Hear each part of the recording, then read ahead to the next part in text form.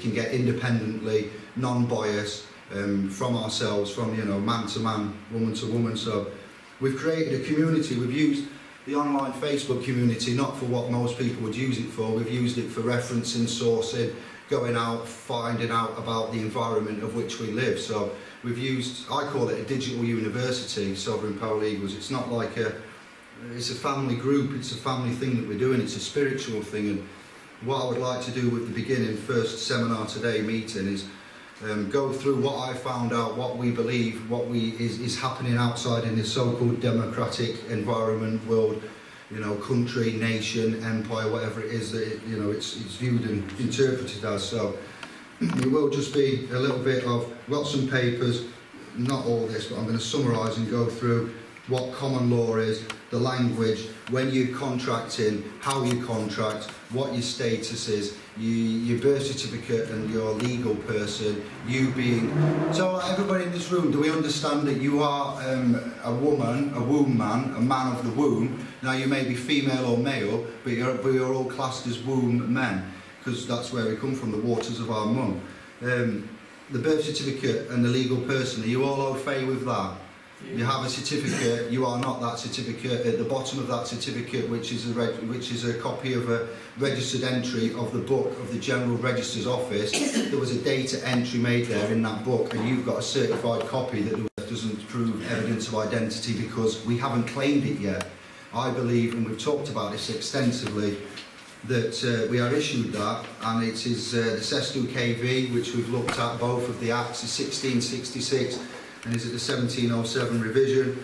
It mentions in there about the Court of Chancery and things, and we've extensively researched the language and the terms and the avenues of which we're directed to in there, under, you know, common law, English law.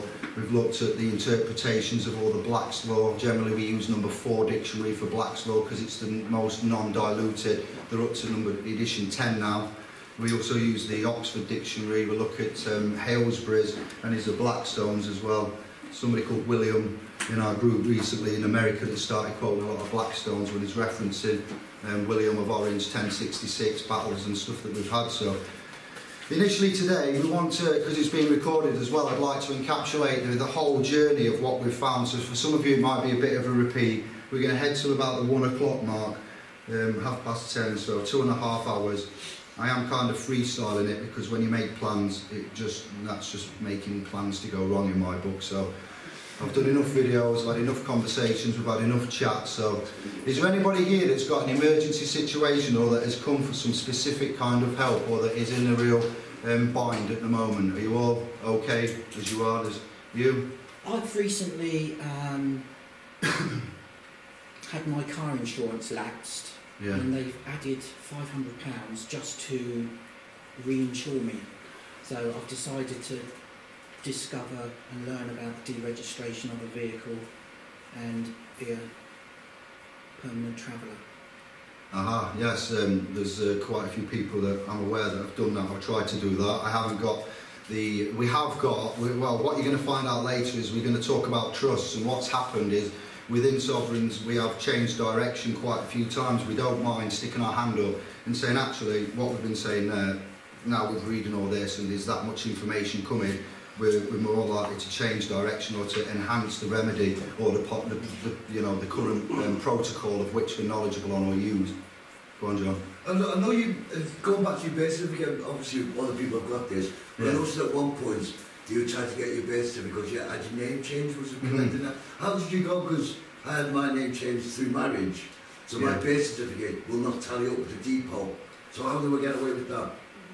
Well, your depot will have the previous name on it, so like when I did mine, again, this was before I knew about the legal person who I just thought I was the certificate. I thought I was Mr.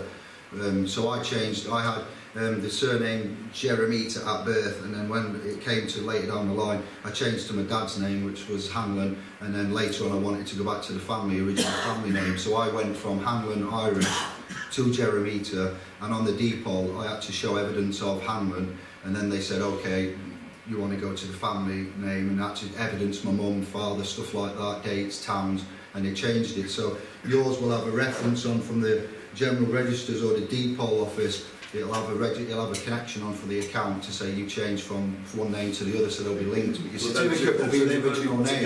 So you'd have, your depot will have to confirm the change of the certificate name to the depot name, because you're right, it will be different on the treasury accounts and on the estate records. Well, if you've got two birth certificates and a different name in your depot because your mother just decided to change your name at school, and you've got your national insurance and everything and a different name to what the two birth certificates are in. That's amazing. I'm really Yeah, you need to. You don't need to. We argue that you don't need to register and submit. You know, you can call yourself who you want. I was known as Disco Dave for 10 years in Sheffield. Everybody that wanted Disco Dave knew me as Dave. I didn't have to show any ID. So in the private, you know, with your own areas and in your family, you're all right. But that's quite complicated. I wouldn't be able to, off the top of my head now, tell you how to do that. But your mum's, why would she's done that? She's changed your name, which is you can do that. You can, but not legally. So the legal side wasn't administered. So she's administered the family private, but she's not administered the public legal. So the public legal will now need to be officially. You will be what the record says it was because it hasn't been updated. But privately, you can be who you want. So you'll find you may have issues, later down the line, or when you come to apply, register, submit, or if ever anybody pulls you up and gives you the knock and says, you know, vehicle-wise and stuff, and asking your name, I don't know. But these are the perils that we face every day. If we don't follow the invisible rules that we don't know what they are, then you later find through a letter or through some communication that you've done something wrong and you've been very naughty and you need to pay. And if you don't pay the notice or demand made upon you, then, like I've said in my videos, Big Barry will come knocking. But he comes knocking for the certificate, for the mister, for, you know, the legal fiction. So you are au fait with that. I'm not going to go into all the acts and everything and get through the statutes and all, because it's all very boring. And when you sat there learning and listening, I've done presentations at work myself before, and I've watched people nod off. So we're going to keep it informal and to the point. We have got signal keeps going. Just to show people that are on Facebook. Can I watch recording later? Yes, you can. R&B shared. So yeah, there's people there. Just give them a wave. They can't see you, but they can see us in the corner, guys. Just here, propped up. I don't know what to do for the best. So the presentation's going to come in a short while. So I'm going to read you some stuff that I've prepared. Not all of it. I'm going to skim through it. This isn't all from me. The beauty about this growth with Soveriegn Paralegals is that if we don't know something, we'll ask and we'll get somebody. It's amazing the continents that we've got joined up. I think we've got a member in every continent now, and you know, every major continent across the globe. It's concerning to me the amount of like Sri Lankans and Americans that we're getting coming in, but as I've said, anybody with a birth certificate is actually baptised into this Roman Catholic, you know, indoctrination, if you like, this religion. So it doesn't matter where people are from. That we're based in England, and we're talking about Anglo, English history, law. You know, what's happening at the minute, how we consent, how the policy forces are running things outside. What we find when we run into the policy forces. What we find when we interact with the legal system, what happens when we don't conform with the legal system. These are things that you need to understand, understand and overstand with regards to how you do. Like, example, my phone rings and I answer it and I say hello, and whoever's on the phone will say, may I speak to David please? Who's calling please? Because I've learned now not to just say David speaking, because that's what's called a verbal contract, which can be construed as joinder. And joinder is something which isn't taught to us, so we don't even know that word. It was I put it in my phone, it said that's spelt wrong. I'm like, no it isn't. That's joinder. And my phone doesn't. It's quite clever how our smart systems and our words and PDFs and processes like for documents don't recognise such key words. You know, the illegal words. So joinder is, yeah, your phone rings and you would say, who's calling please? And they would say, oh, it's Debbie from RBS such and such, it's about your credit card debt from whatever, and we're chasing up the payment's not there. All right, well this is not David speaking. Oh, can you speak to David please? yeah, you can do. He's here next to me in an envelope. I'll get him out the drawer. And he's like, beg your pardon. And I'm like, well, yeah, I'm not Mr. now. You know, I can tell you confidently that you're ringing up for this person. I'm not a person. I'm a man. And you need to set this out with your statuses as well, which we'll do later down the line, because where we've changed thought on how we deal with judges and courts, like fighting the black robe and the clerk, and possibly now controlling it and going into equity realm rather than the stance that we've had previously of you can't touch me, I don't consent, I present the certificate and trying to get it discharged through cat and mouse game in the court. What we need to start to understand, along with this basic understanding of the language, your status, when to contract, who you are, what your person is, how many persons you've got, what you reside in, what your status is to go into a court. I've never been into a court other than to get access to my children. I've never had to, but I'm prepared to. And if any of you would consider going to court, we know that magistrates and county aren't so much, we call them clown courts, not because we're trying to be horrible, but because in the grand scheme of things with the legal, lawful realms and the jurisdiction, you know that they was dissolved. And what, is it Roger Taylor in Watnet, he was an admin in Sovereigns in the beginning, fantastic guy with a massive amount of knowledge, and he's the one that's opened me up to that back in the day. So you wouldn't get anything done in a form of substance or any kind of real guts, like a heavy case handled, we believe, in a magistrate or a county, even though equity is known and acknowledged in all courts in all the world, like the Temple Bar have the control of the London Temple Bar, the City of London, which is separate to England, Greater London, which you're aware of that, are you guys? Where they live, the corporations, and it's in London, but it's not classed as part of England or United Kingdom. The corporation, should I say? It isn't England because they're not our people in there. This crown and the Vatican and the Washington, there's 3 crowns. So you could go to court and you could fight with them, or you could start trying to move it into a court of equity, and you'd try and convene a court of common law into a court of equity. Now, sounds easier said than done, and what do you mean a court of common law? You just said that they're all clown courts and they don't uphold. So yes, this is right, we recognise that. So you would argue, with not so much argue, but you would politely let the judge know who you are, what capacity you're in. You know that there's a trustee beneficiary, set the relationship being set up, and it was misconstrued. So these are the things that we're going to touch on later on, once we go through the phonetics, the history, the language. Who's heard of the Phoenicians? Yeah. And this history game, this game that we're looking at, Exit Babylon, it says here, but I'm sorry about the light. And I got this yesterday. I had to drive to Birmingham at 5 o'clock because one of the admins, Luke, I won't mention him by his full name, he can't make it, his child's badly. He was going to lend me his projector. I went out yesterday and bought this for like just a small amount of money. I had to drive from Burton to Birmingham and back again, so that's what we've got. I'm sorry, it will be better next time.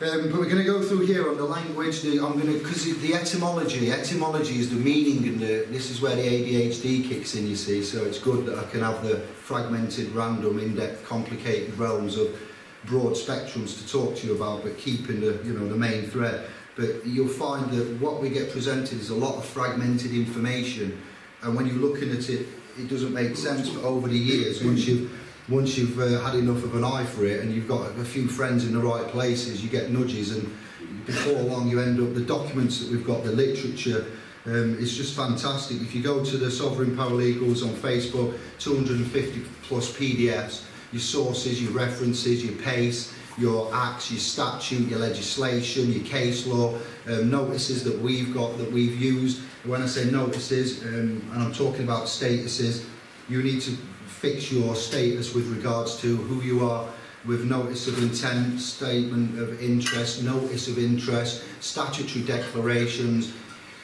These aren't something that you would think you have to give because we're not in their law society, we're not in that society, we haven't signed up for it. We was freeborns, we was born free, before free men, yes, but we are freeborn, and we're only free for a short amount of time, because between the time you come out of the birth canal, your mum's waters, and you're delivered in the delivery room by the doctor, and then you got your feet stamped and you're weighed and you're injected. What is it, about 6 months before you go to the GRO, and then you actually, by the year of 1, there's a time limit, there's a legal time limit that you've got as parents to submit and inform on the birth. So you are free for about 6 months a year. Then obviously you are registered. You know, we all know what happens at registration. When you register, you are handing over legal title and ownership. This is what's formed into the trust law. With the trust, again, we'll get this man, I'll have a go later if he doesn't want to, then I've got some papers to recap on the equity because it's quite big. But whenever you are signing something, you are creating a contract. So you might think of it as your V5, your driving licence, the birth certificate, anything where you put your signature. You are the authorised agent of. So where that birth certificate says warning, this is not to be used as identity, and it contains the Queen's motif, the royal emblem, the monarchy sign on there. That's the highest bit of paperwork you can get because it's also bonded and watermarked through it. And the only thing with bonds and watermarks are things of value, monetary value. So you are securitised at birth. And you are an asset, and this is what's not disclosed to us. This is part of the deception of which we're going live on Facebook, having you guys in the room now, telling the people of England that we're not crazy, we're not going insane. These TDAs have really not helped because people now think they're millionaires and they can just go and stop working and you know, go and buy a small island and, you know, cars and whatnot. But it's about offsetting and the bills of exchange. It's a little bit more in depth than that. So when you sign something in your contract, you're entering into a trust. So what the DVLA and the GRO and people that are connected with the government fail to tell us is that once you've handed over that legal title, then you have become a trustee. So you've got a bill of sales for your car that's just cost you £5 grand and you've worked 10 years to save up for it. I know it's extreme, but just bear with me. 10 years of your time, your sweat equity's gone into that. No one else has earned that car but you, through earning, doing your overtime. Your input is your work and your labour and your sweat. The output is the credit system that they pay us with, that we call money, currency, finance, you know, just generally, you know, the money that it's not money because it's not backed by value. So it's the world we live in is very misleading, you see, from the very offset, you know. And it's like when you're signing a new contract and you don't know that you're contracting, you're thinking you're that bit of paper and there's all this stuff happening in the background. Well, that's where we've come in. We can say, oh, to the judge, well, I'm not the trustee, I am actually, you know, the beneficiary. If not, I will be the, you know, the settler. This is a misconstrued relationship. Whereas before, we was going in, we was getting the birth certificate and we're saying, where's your oath? I want to see your oath. Are you under oath today? Where's your oath of office? I demand, and you know, we was going in with an aggressive stance, or some of us were. The general thread of it was, and then we go into the clerk, saying I'm not the, you know, I'm not the person, I'm not the fiction, I don't contract, I do not agree to be surety for this case, I don't have an international treaty, I demand the bonds be brought forward because in the county and the magistrates we know they haven't got bonds for the judges and the clerks and the operation of the whole regime because they're not allowed to be trading, as we know. So this is why you get angry and they run off, the judges, which is not what we want. We don't want to go to a standoffish, aggressive situation. We believe now through the research and through other groups and you know, such people as Roger Taylor, David Russell, Lee Monroe, the admins actually in Sovereigns, what's that other one now, the legal, there's another law exposing the lies and truths. There's some groups with like 10, 20,000 people in. There's an anonymous group, Uprising, Resistance Uprising, that's got 120,000 members in. There's a lot, I know there's a small amount in this room. The video will be getting relayed, we're trying to go on Facebook and you guys will speak, you'll take the information, you've got the website that we're going to put the PDF and files on, you've got the source code from the government.gov.uk, so whereas people say, he's a crackpot, he thinks he's a sovereign, well, this crackpot will take you straight to the place where the people that are appointed in alleged authority have written all this stuff, and we'll take you to the history, the actual years, the battles, the kings, the countries, the actual times, the places. We've seen stone tablets. The people that we've researched, there's a guy called Zachariah Sitchins. I'm a bit perturbed about him. There's two different stories about his research, but he's gone back and he's looked at the Sumerian clay tablets, and we've looked at all the languages, the phonetics, the structure, the Greeks, the Latin, the language itself, the ancient Sanskrit, the Sumerian, the Babylonian, looked at the Christian faith, the revisions of the Christian Bible, the King James Bible, the Vedic religion, the Hindu, the Mormons. We haven't just gone, we think we know what's going on. Not me. The things that I will recite and that will be on this video are many and varied. There's no script here. and it's going to be fragmented but with a main thread. So you have to, you know, it's my first presentation. I've done YouTube ones before. I'm very time conscious. How are we doing? Are we all alright? Yeah. Are you following? Have I lost anybody? Am I speaking too fast? No. Change. YouTube are complaining, Facebook's complaining, the signal's a bit weak, so you're going to have it saved on here, aren't you, David? So hopefully that will go through nicely. So I'm going to tell you some things now. Some of this is fantastic. I want to pass some things around as well while you're listening. This is to stay in the room, but there's lots of documents. Just pass some of those around. Well, you can have a look at some of the formats that we use, some of the languages. I've tried to take out most of the confidential information. There is certain members of the group's names left in there, like David Russell, Lee Munro. There is some things from various Facebook groups. What we do is we don't claim title. This is a group thing, it's a spiritual thing. I don't want any money from this, I'm not wanting any kind of fame from it. I just want this country to get back on its feet. I want this country to feel proud again, to actually have stability and to actually have some pride. Because when I look about in the street and when I'm actually at work and when I'm dealing with my fellow brethren, you know, the main guts of this country are the workers, the taxpayers. I don't see anybody that's happy, I don't see anybody that's comfortable. I saw on the news the other day, 2 days ago, was it yesterday maybe, of diggers driven into a co-op and took out an ATM machine. This isn't the actions of natural, you know, happy people, Anglo inhabitants as I would call us. You know, we are suffering from a lot of pressure. We've had the things that have happened at Westminster with the bombings. We've had the horrendous tragedy, which we're not sure about, at the Ariana Grande concert.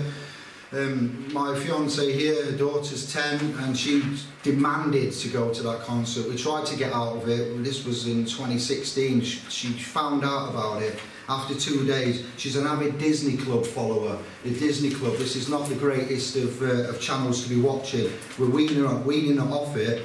She's 10, she's got a lot of time, but she's addicted to the Nickelodeon, to the Disney, to all the stuff like this. And you know, she went to the, where did we go? Manchester.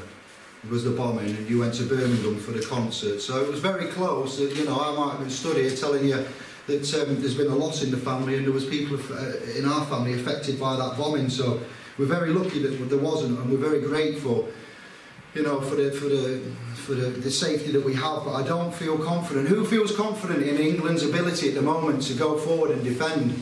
And that's to you, to everybody that's listening, the rewind, you know, the playback, the people live. Our government are elected by us. So we, apparently, the people, not the womb men, this is the difference again now, the people who the government work for, we call them a de facto government. I'm not going to go into what de facto is, but that's a word for you to research and why we say de facto. But a de facto government at hand, the towers that have burnt down, the Grenfell towers, everybody's, you know, this is a manslaughter investigation, a legal situation. They're all paid, there's millions of pounds of contracts passed hands. People are trained, we've got building standards, we've got regulations, and you just after a bit scratch your head, and there's that much horrendous stuff in the news, you actually just think, I give up. I feel like giving up. It's better when they come out and say, we've got this one world order, nobody's working, nobody's listening, everybody's blowing each other up, killing each other, stabbing each other, you know, everything, so we can't control it. The NHS is going to the, you know, the dogs, and how do we stop it? How do we get control? Well, you can't, and I don't think we can, because what you think you've got to get control with is not going to get you control. It will allow your legal person to be controlling, but your legal person is not you. And if we don't know, good morning, hello. Right, if we don't know, welcome. It's all right, don't worry. Did you get parked? Oh, I got lost in the city centre. Oh, well, thank you for coming. All right. Your legal person is not you, and you know that now. And we need to tell the people out there, the rest of the country, we're a small minority that believe this, that interpret this. We're not causing trouble. We don't tell you what to do. We don't offer legal advice. And what we do is research and study as a family unit, as a collective of people on the same vibration, on the same wavelength, that see, that understand that. How many people have had a conversation, tried to wake somebody up or tell them what's happening, and just for it to fall on deaf ears? Two men, yeah. But you still keep trying? Yeah. Yeah, we can still keep trying. Chicken Oriental, yeah. I said, somebody look at me going, you're off your tits, mate. I tried bringing to the person after that. They don't want to know. Yeah, and it's upsetting, it really is. The way to get to people is to show them, to make the videos like what I'm trying to do. I know they're a bit budget and basic, but it's the information that we need to get out, to get strength and to get solidarity and to get where we want to be getting, and not to be led, but to be leading and to be instructing people and to be in charge of control.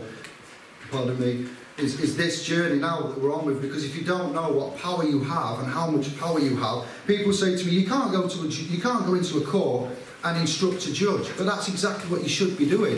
You should be going there, you should be knowing from the offset, you should be telling them before you go that there is somebody coming and you're going to make a special appearance. We don't represent and we wouldn't appear, because ghosts and spirits appear, dead things appear, fictional things, and when you represent, you are representing something which they're already knowledgeable of, which will be a legal person. So there's another way to do it. You could go in, write them the letter, tell them you're coming, but I'm hearing we need to inform the Attorney General and other people that we are coming, because the judge and the Crown Court have the right to say you are a person, or they could make you be the person and ignore you if you don't let them know your official capacity, which is where we come in and say remaining in honour. Now, we are divided at this point whether to go down the ecclesiastical deed poll and deal with the House of the Vatican, and as I said with London in Greater London, where the obelisk is, there's 3 of them, Washington DC, Greater London and the Vatican. Now the Vatican has the 666-foot obelisk that was taken from Egypt. I forget who brought it across now, I've got it in here somewhere, it's going to be mentioned to you in a bit. And that's a separate, it's not Italy. My surname's Jeremito, I've got Italian, Greek, English, Irish lineage, and I'm a bit of a mix-up, but it's good because I've got a lot of, I've got a lot of roots, so I can look at the lineage across all of the continent, and the Vatican is not part of the Italian country, it's on its own. It's a separate state again, like London is, like Washington DC is. So we're finding out now, what we've done is we've gone from rumours and whispers, and we've actually found out for fact, and we've traced it, and then we've gone in the history books, and we've looked at this, like I've mentioned to you, everything that I've looked at, so yes, it's fantastic, and there's every day where you learn something new. I've just learned now in the last couple of days that the Section 151 officer is going to be the man that we go to, because power's been shifted to him from the government for certain. Has anybody else heard this or read any posts? Yeah, about the 151 changes. So it's constantly, when we think we're on it and we've got it, all they'll do is change something. The Consumer Credit Act, or non-negotiable, what is it, Consumers Credit Act, Section 123, paragraph 5. The 151 officer, yeah. Power that's been conferred on him by legislation and through Parliament. What's going to happen when he gets called into court? Yes. Prove that I've lied about my council tax? You probably won't be called into court because they don't present anybody, do they? Next year is the 3rd stage. It's liability, whether or not he gets to, it's the liability part, whether he comes to court or not, isn't it? Because they'll put, if he doesn't put his exact name... The 151 officer is the person that I believe signs, he authorises the liability of that, and I know all the legislation part of that. Yeah. But the final process of that is committed to prison. Yes. Where someone has to say, he refused to pay. That has to be the 151 officer. The local taxation manager. I'm not going to talk about my council tax affair because I can give private updates about that. I'm not going to go public with it, but I did make my conditional acceptance offer to the 151, and I worked with this with Roger Taylor back. He did my help me work the wording for the conditional acceptance to him. I sent it. It was recorded. It was signed for non-domestic receipt. Later down the line, one thing and another, and ringing up the council because I've got an enforcement notice 6 months later. He said pay the full amount by 25th of December. And I was like, that's funny, and at Christmas Day you want £650 paying, or there's a warrant for the arrest kind of thing, a collection enforcement, should I say. And I rang up after the New Year, and they said I needed to speak to Mr. Horton, the local taxation manager. I said, why would I need to do that? She says, because that's who's been dealing with it and is responsible. I'm like, well, I've written it to the Section 151 and the CEO of Derby City Council, so they've both got 2 separate letters and been served in their capacity, you know, in the official capacity in the ward of the state. It's just a nightmare. They play games, they don't play ball, and even when you've got it right, they push you to go and see the road. No, I mean, I'll speak to her about it later on, but the situation I've been in, the judge I've been in front of over the last 2 years, Yeah. they've got a bit of history where he's actually backed me up before, so I do have a bit of respect for him. And the last time in court, the other week, he actually turned around and made a comment on the record. Yeah. Which to me takes us away from, this takes us back into our courts, where the judge is saying on the record. Yeah, we'll speak about that later. If anyone's got any input for you, David, they can tell you now, but I'm going to stick to this. I understand and hear what you're saying, and it is frustrating. They change the goalposts. They are, you know, different counties, cities, powers, jurisdictions, royal charters, things like this are applicable. This is again why you can't just take, John's done that or Dave's done that, so I can do that and use that, because if you don't use your own due diligence and research, and you jump onto something what somebody's done and you've just copied and pasted it, not necessarily for council tax, then you might have found it, you might not know there's an error there or an omission, or that it's different section of the law or statute you need to be quoting, or different powers that you need to be relying upon, and then therefore you'll fall down. So these are other reasons why everybody must do the research. You must use your due diligence. If I create a template, or we create a template between us, a notice, and we put it out there and nobody checks it, if we've made one error and we've put in, we're starting to use legalese in a lawful objection notice, and we do something, we might end up contracting or waiving our rights, and then once we've done that, then we've given them jurisdiction, which means you've lost all your so-called alleged, you know, independent authority, where you need to consent, and you have consented by the error. So now they've got you because you've gone from the private into the public by that error. So it is. Sorry, David. Yeah. There's one important factor about that as well. Go on. We don't evolve unless we make mistakes. Simple as. Exactly. Yeah. If we follow. That's exactly learning. Yeah. It is indeed, yeah, well said. It's not a mistake if you learn from it. No, of course, you evolve, because we're all evolved. God, I've made loads of them. Stupid, I'm dyslexic as well, so I really struggle with the, you know, the massive amount of words and the syllables in amongst the law. And whilst we're here, there are also, it's very important now, the laws are part of it aside, there are natural laws. Who's aware of the law of attraction and the power of intent? A few of you. I've got some PDFs all on here. We'll do this at the end, so that's not so important. But the PDFs I want you to consider viewing, and the areas, the videos I'd like you to look at is I've got some to put on, but obviously it's not going to hold up, I think. The law of attraction, there's a guy called Dr. Masaru Emoto. He's a Japanese guy, studied water for 40 years. Anybody heard of him? Yeah. He's amazing. We are 80% water, so the reason for looking at the water realm is because we drink water, we're 80% water. The water is the biggest thing in our diet. We can live a few days on food, we can live a month maybe on water and no food.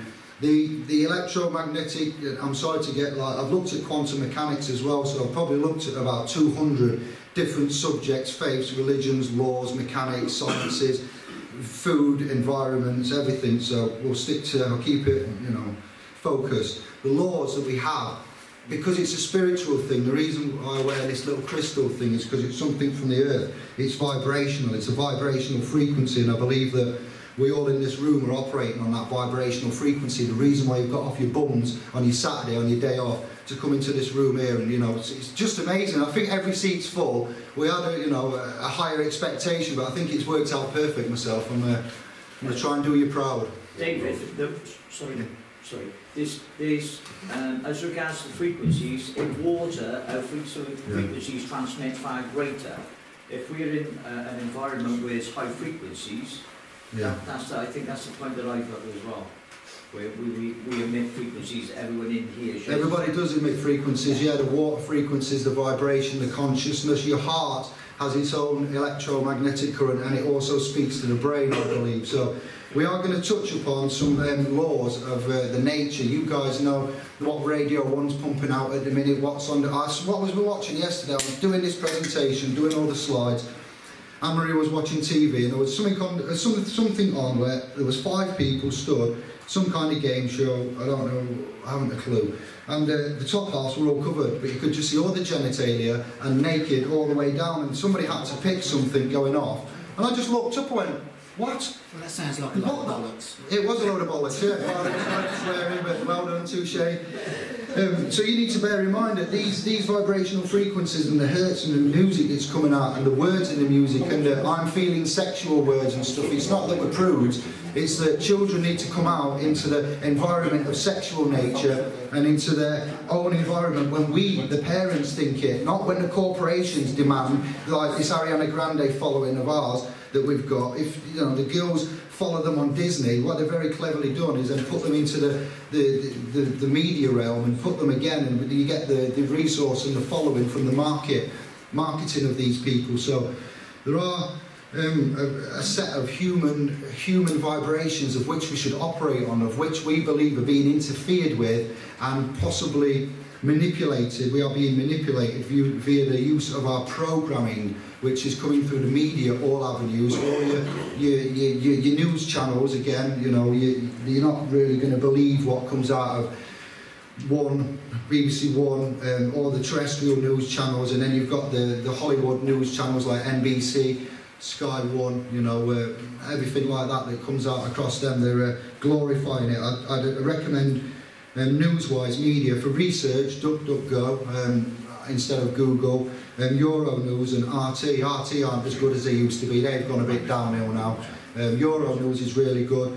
And look at your own independent sources. There's a lot of media out there now, WordPress and blogs and stuff like that. People are operating in their own vibrational frequency, undisturbed by anybody else, churning out so much fantastic stuff. In Sovereigns we do the same.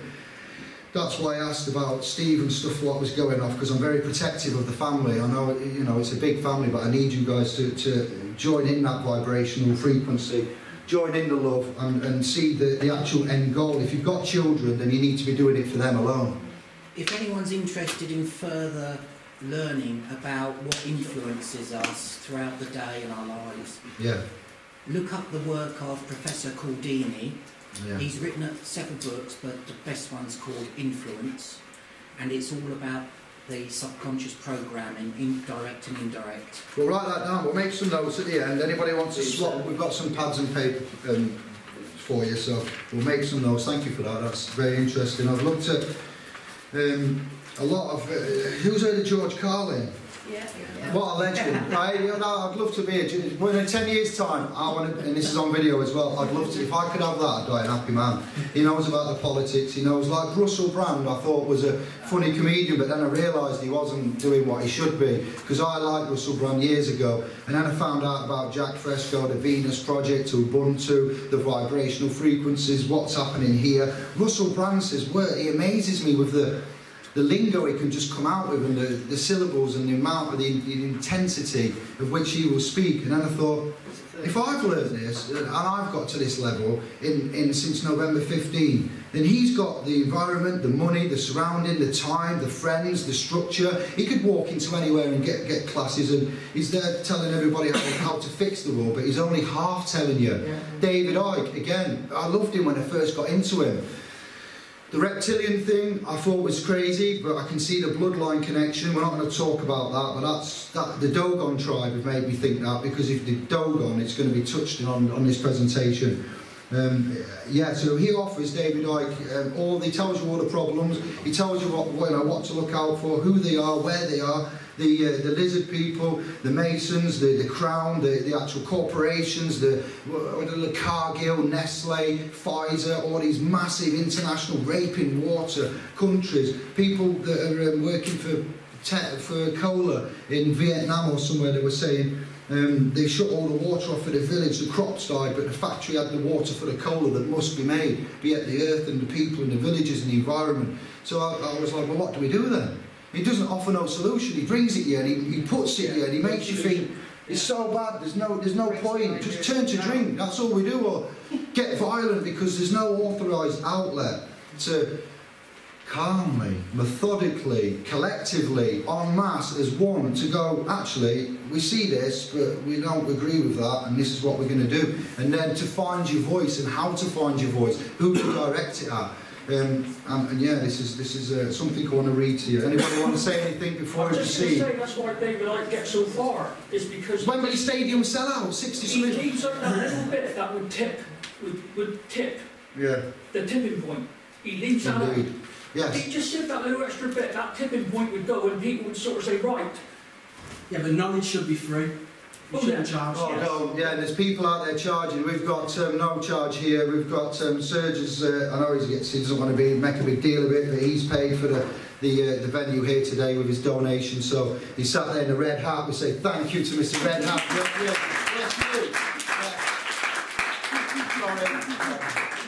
I'm taking a hit, so can you. Warren, you've got to take some. Find out what you can do. So yeah. It's the knowledge is power, and we're gonna try our best. Hopefully these meetings will get bigger. For the first meeting, I'm very proud of this. To say it was me making this. I don't know who did the legal name fraud. That was not me. It wasn't Sovereigns. We jumped on it though because I'm clever like that with marketing and media. When I'm making a new group and it's like getting laughed at, considered a joke, conspiracy, nut jobs. I thought, what can I do to give it weight? Some kind of icon, imagery, brand, marketing, even though it's not for profit, I need it to be remembered. Simple colour system. The red and white, you all know the resemblance of the red and white colours, the purple, the sovereignty, the legal name fraud, the legal truth. That's going to be our main marketing ploy. I'm going to get some t-shirts hopefully with that on, but the Sovereign Common Law Charitable Trust. We are charitable, we do trust in each other. We don't do it for money, we're not a business, I haven't registered it with anybody, I haven't gone online, I haven't gone to the HMRC, I haven't done anything like that because I don't have to. If we want to make, you know, we've called this a private meeting, we've done it by invitation, we've followed the structure of which we need to follow, and I'm building this like a business because that's how it needs to be, even though it's not a business, and we're doing it in our free time, and some of you have travelled like hundreds of miles round trip to get here to do this, so you know, it's really appreciated, and we are going to move, you know, with the digital means and the website. Darryl Haycox has helped out with organising this. He's not here today, but he's sorted the list out. I don't think he is. I haven't seen him. I don't know, he's hiding anywhere. And yeah, he's helped out. You guys are helping out with the promoting. You, David, coming up to do the filming. I've come from Spain. From Spain. Thank you. Gracias, senora. So now I'm going to read out, because I'm conscious of time, we've got just under 2 hours then till 1 o'clock, and I'm going to play some videos afterwards and we'll have an interaction and see what we can, you know, how you feel about stuff that I'm going to present here. Do we get a fag break between? Oh God, yes, yeah. Mandatory, yeah. If you want to nip out and have a cigarette at any point, if you know something, you know, I'm not going to be offended. The room's going to be empty. And then I'm going to get onto this, so... When you go to court today, it's all about commerce. I wrote this, by the way, let me stop. When I went to see my mum in Greece, I had to go and sort family issues and go and see her. She's recently gone over there to work and, well, set up a business and retire. Island of Kefaloss. So I was out there, 4 in the morning, I got woke up, I've had a bad dream, and it was, I don't often have dreams, maybe 2 a year. It's very rare, I sleep very deeply, and this was a nightmare I was involved in. And I ended up writing this over the next 2 days, posted it in Sovereigns, and then this is going to link onto this hopefully, if I've done it right. So when you go to court today, it's all about commerce, the Phoenicians and commerce, they're all connected. The word phony, when someone's, and this ties in with Santos Bonacci, anybody know him? Yeah. You need to know him if you don't, but Santos Bonacci, he was the one that tied it in for me. When someone's called a phony, it comes from Phoenicia, phonetics, language, and the alphabet, and it went to Greece and Rome. It comes from Phoenicia, the Assyrians, the Babylonians, and the Greeks. They hated the Phoenicians. The Phoenicians, they were tin trading with England apparently 3,000 years ago. There was a very strong, well-established bunch of, we'll call them merchant traders that went everywhere around the world. They were the ones that took the alphabet down from so many, possibly many nearly 100 or over hundreds of letters to Not many. To the 26 alphabet, the character alphabet that we know today with the Anglo-English. So that was done for a reason as well. The way that they selected that alphabet and that language that we use now was formed wasn't done by accident. It was carefully planned. So the Phoenicians, they went and ended up into Venice, and they become the Venetians, the makers of them blinds, amongst other things. You know, the language is more important, the laws. They went to Rome. The Phoenicians went to Venice. They became the Venetians. When Rome was sacked, they all went to Venice. The black nobility, this is from Rome, they found Venice on the water, just like Phoenicia was on the water.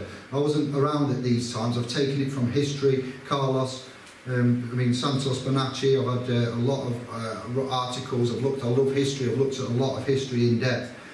And this is my opinion, and it looks like it's very close to the bone. It's not fact, but it's very close. You look at Santos and various other, you do your own research and that, you'll find out, similar stories. The Venetians went across Europe and they married into royal bloodlines. They had lots of bullion because of them trading, commerce, boats, shipping, talking all the languages of the world. They were the men. They were big. They found the Jesuits. The Jesuits run the world. They are guilty, trafficking, possibly drug dealing, and involved possibly with monarchy. I'm careful using my words because I don't want to get incited or called up. I'm not gonna. We can read. You put your own bits in there. I will use summaries, and I will try to be careful how I say it, not to be construed as insightful, because the times we're living today, doing this is a big risk for me. To be fair. A lot of blood has been spilled over the years, and even in the Bible it says, you can quote these bits, but the death of God's witnesses, the blood will go up to the noses, the killers. Rome founded Paris, Rome founded London. They are all Roman corporations. London, the city of the Lord, or the sun, or the Saturn. Paris is Swiss for Isis, and what do you find in the centre of Paris? You find a Notre Dame. And who's a Notre Dame? ISIS. Now Rome is an interesting story, because when good old Babylon was destroyed, the old Babylon, there is still a Babylon running at the minute, the priesthood, the cardinals, the guys that are dressed in red, Babylon, that's the reason the whole thing is called Babylon the Great. Get out of her, my people, if you do not want to share with her in her sins, because you will. Now I classify you as all my people. You classify your family and friends as your people. We have all got people that are connected. Yes, good, that's still on. Connected around the world, so we need to look after these men and women that we know them as people. But if you share in the sins, if you're using these contracts, birth certificates, you're going in, it's down to interpretation, and it depends what religion you've got, who you call the creator. But yes, this is mostly coming sayings from the Bible, from the Roman Catholic Bible, and that's written. I forget. I'm gonna put the source or the quote, but I can get that for you. What chapter and what verse that's written in. So we have a system, a legal system. It's a system of Scheisen served up as freedom for you. If you want to use it, to get in, you just need a birth certificate and you join the corporation. You get on the citizenship. What they have done is put you on their ship. Let me put this back this way so I can see. Just change it up a bit. Here we go. Sorry. What they have done, they've put you on their ship. We think we have rights. This is when I went back to you guys, the people having a government, and you can go to your government and you can contact them, and we elect the government, but really you see why they don't listen to us, and it's not working, because we now know they work for the citizens and the employees, and the citizens and the employees are classed as legally dead entities, a civil death. The people that are alive, with the hearts, the minds, the emotions, the love, the wants, the requests, the wishes, they don't recognise and hear unless you're a private person. Now, none of us in this room, maybe one might be a private person, or two, me and somebody else, or three, me and an admin and someone that I've spoken to, but you are not in your private capacity. So that's when, see, I do go on tangents, but that's when they come to your car and they knock at your door. Are you the driver? Is this your vehicle? You've got your driving licence, your person's driving licence. You're not in a private capacity until you instruct them. They think, by their presumptions of law,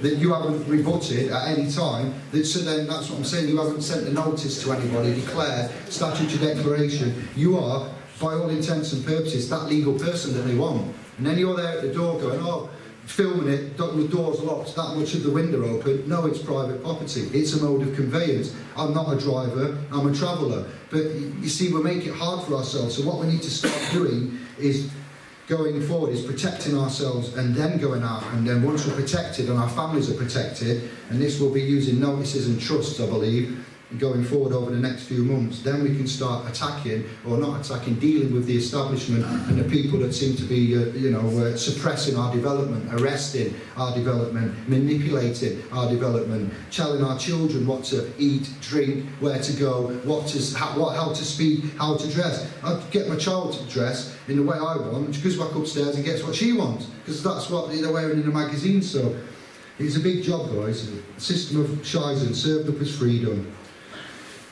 What they have done is put you on their ship. We think we have rights because we're on land, like when we go to court and we stand outside the dock. We have no rights that a creator given, because we signed them away at the year of 6 months to a year. Our parents were given, informed the state.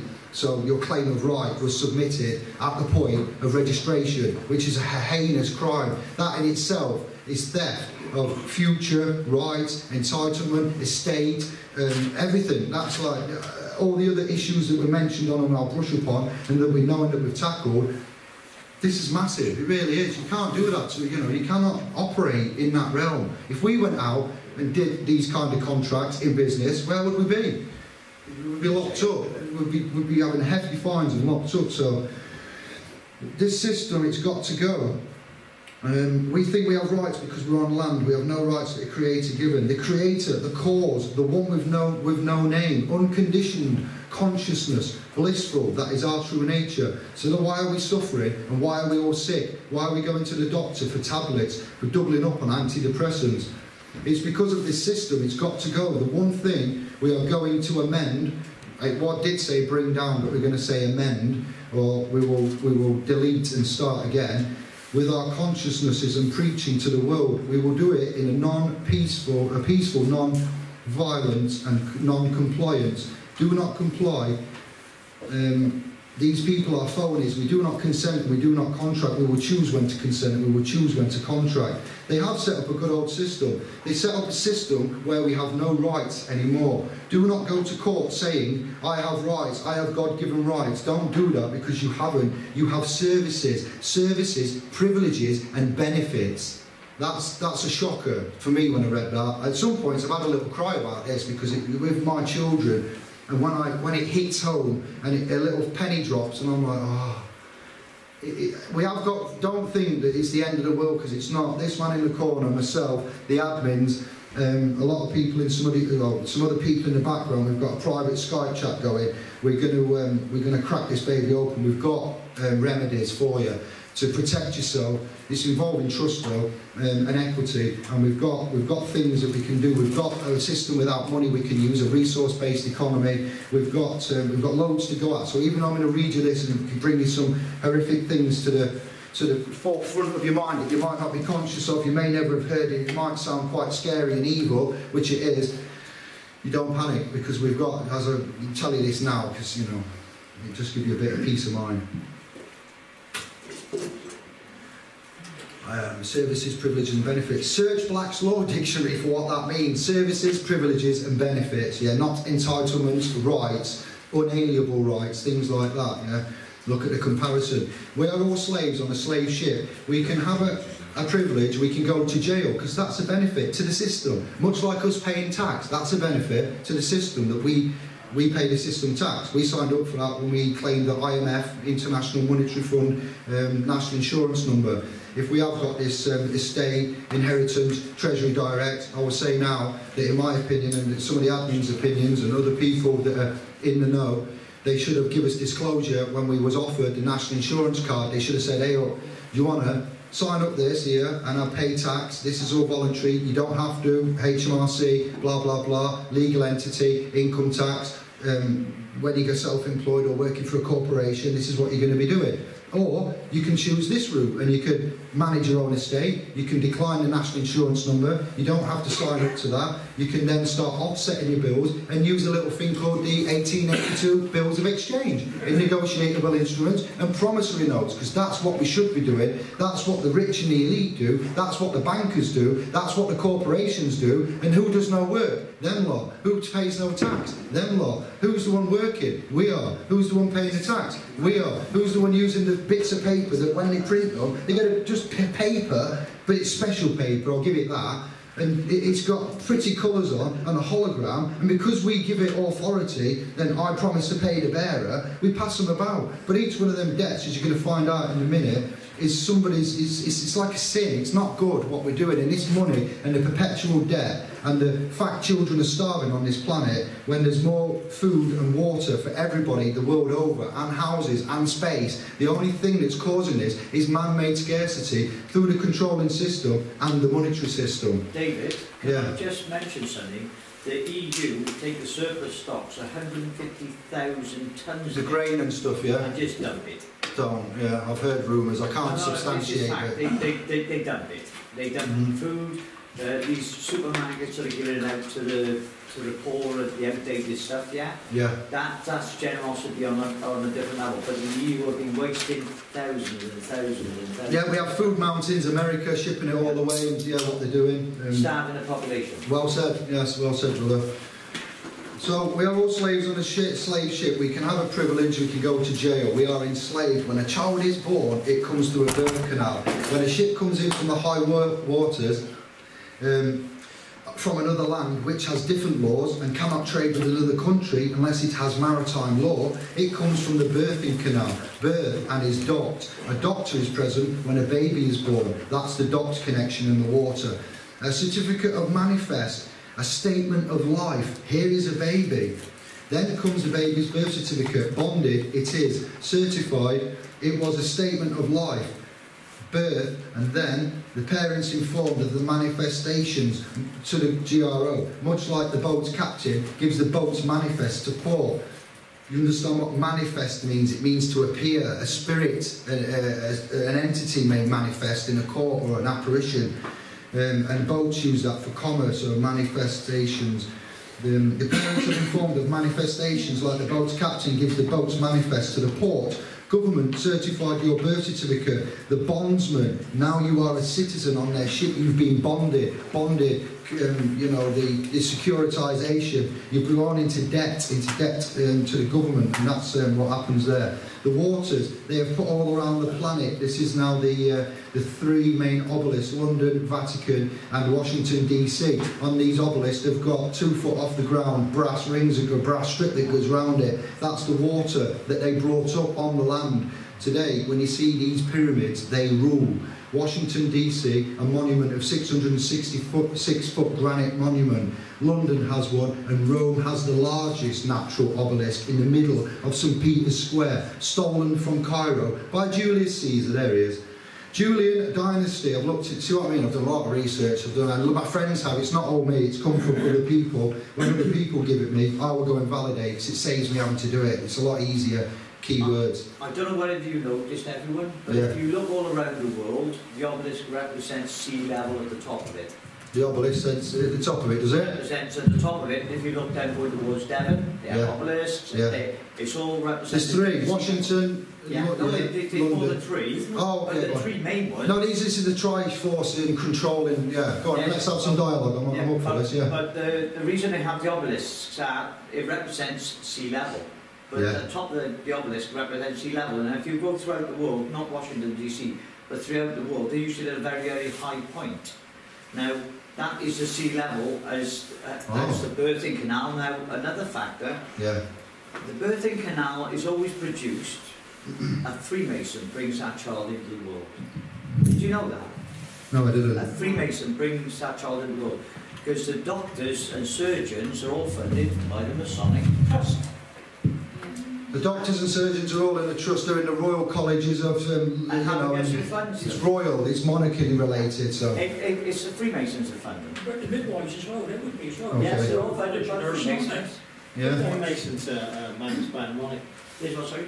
It's the monarchy that run the Freemasons. The monarchy running the Freemasons. I'm not sure. This is going live, so I'm going to be careful with the words and that. We are aware that they're there. We saw the reason for talking about this, if anybody does want to know out in the world there why we're talking about that, is the helicopter that collected one of the allegedly injured people from Westminster driving with the car in the attack. What did it say on the door of the red helicopter? Anybody remember?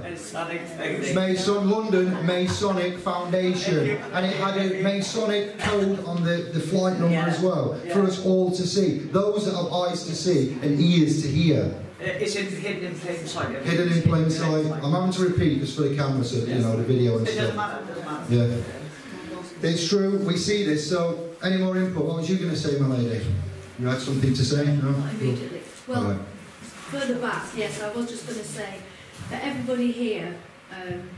We all need to be really familiar with etymology. That is your biggest thing to learn, because if you take the S from words and put it at the front, they use words as swords, and that is the biggest thing. You're going to love what's coming up, but we're not going to see much here. And that's really my main point. That was it. Luckily, I'm going to repeat everything what's going on this not much visible screen here, so thank you for that input. We're going to touch on this. I have seen a checkered flag that goes around while we're talking about the Masons and the secret organisations. There is more than one. There's a lot of organisations that we're dealing with. We've got lobbyists. They're an organisation. They're legal. They control the Parliament. They go and, you know, we've got the Inner Circle. We've got Camp David. We've got Bilderberg. You know, it's not just. We've got a lot of controlling organisations and factions to worry about and to be aware of. So. The checkered flag around the policeman's helmet and around the here, that denotes, you know, the checkered board and stuff, the chessboard, yes, pieces. So, back to what I was saying. Rome, natural obelisk, middle of St. Peter's Square, stolen from Cairo, Julius Caesar.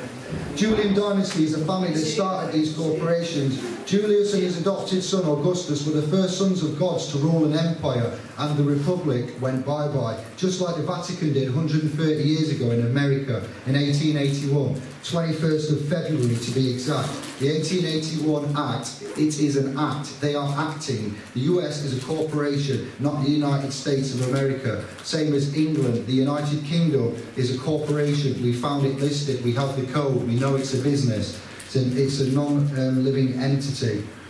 And the Christians have been led into thinking it's a Christian country. The Christians killed the indigenous inhabitants, this is over in America, converting them to Christ by the edge of the sword, putting them into the reservation camps. Criminals, the lot of them, bullies and murderers, no redemption at all. Consciousness must come to save this planet. What year did the United Kingdom come to exist? I put a question mark because I actually haven't really put that in, I was going to tell you. Recently is what the answer is. What part does the International Bank of Settlements play? They play a big part in this. So that's just a little bit of what I've read and found out about fun. We could break for a cigarette break if you want, and some drinks, and then I'll do the presentation because I want to have a cigarette as well, and toilet and things. Then we'll head from, say, 10, 15 minutes, and we'll head for break time, dinner time. Sounds good. So I just want to say a little bit about the administrators. It does say administrators there. I know it's faded, so I'm going to read it off the screen. The administrators are the generous souls that are on hand to help and assist our family members. They are the ones that hold our family together and keep amending the remedies right up until the last minute. So we all contribute, we are all equal.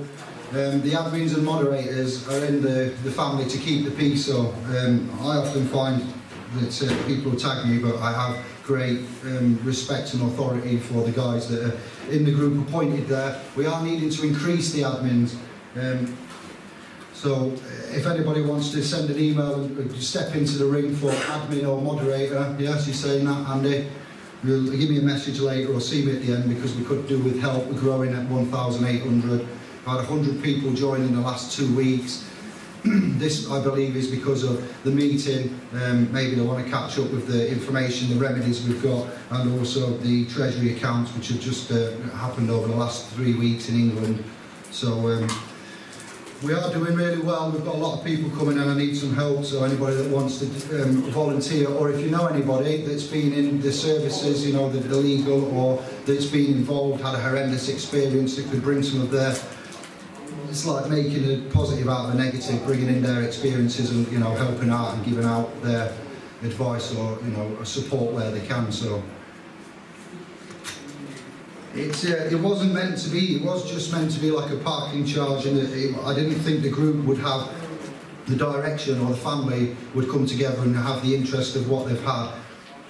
We have had some successes, an old lady, a grandma in Barnsley. I'll respect privacy, but one of the first major wins we had was when my mate said his grandma in Barnsley had got a letter from the council. The council believed that the son was living there in a van parked up by the side of the property. And the lady in question, the grandmother, was getting single persons discount for council tax.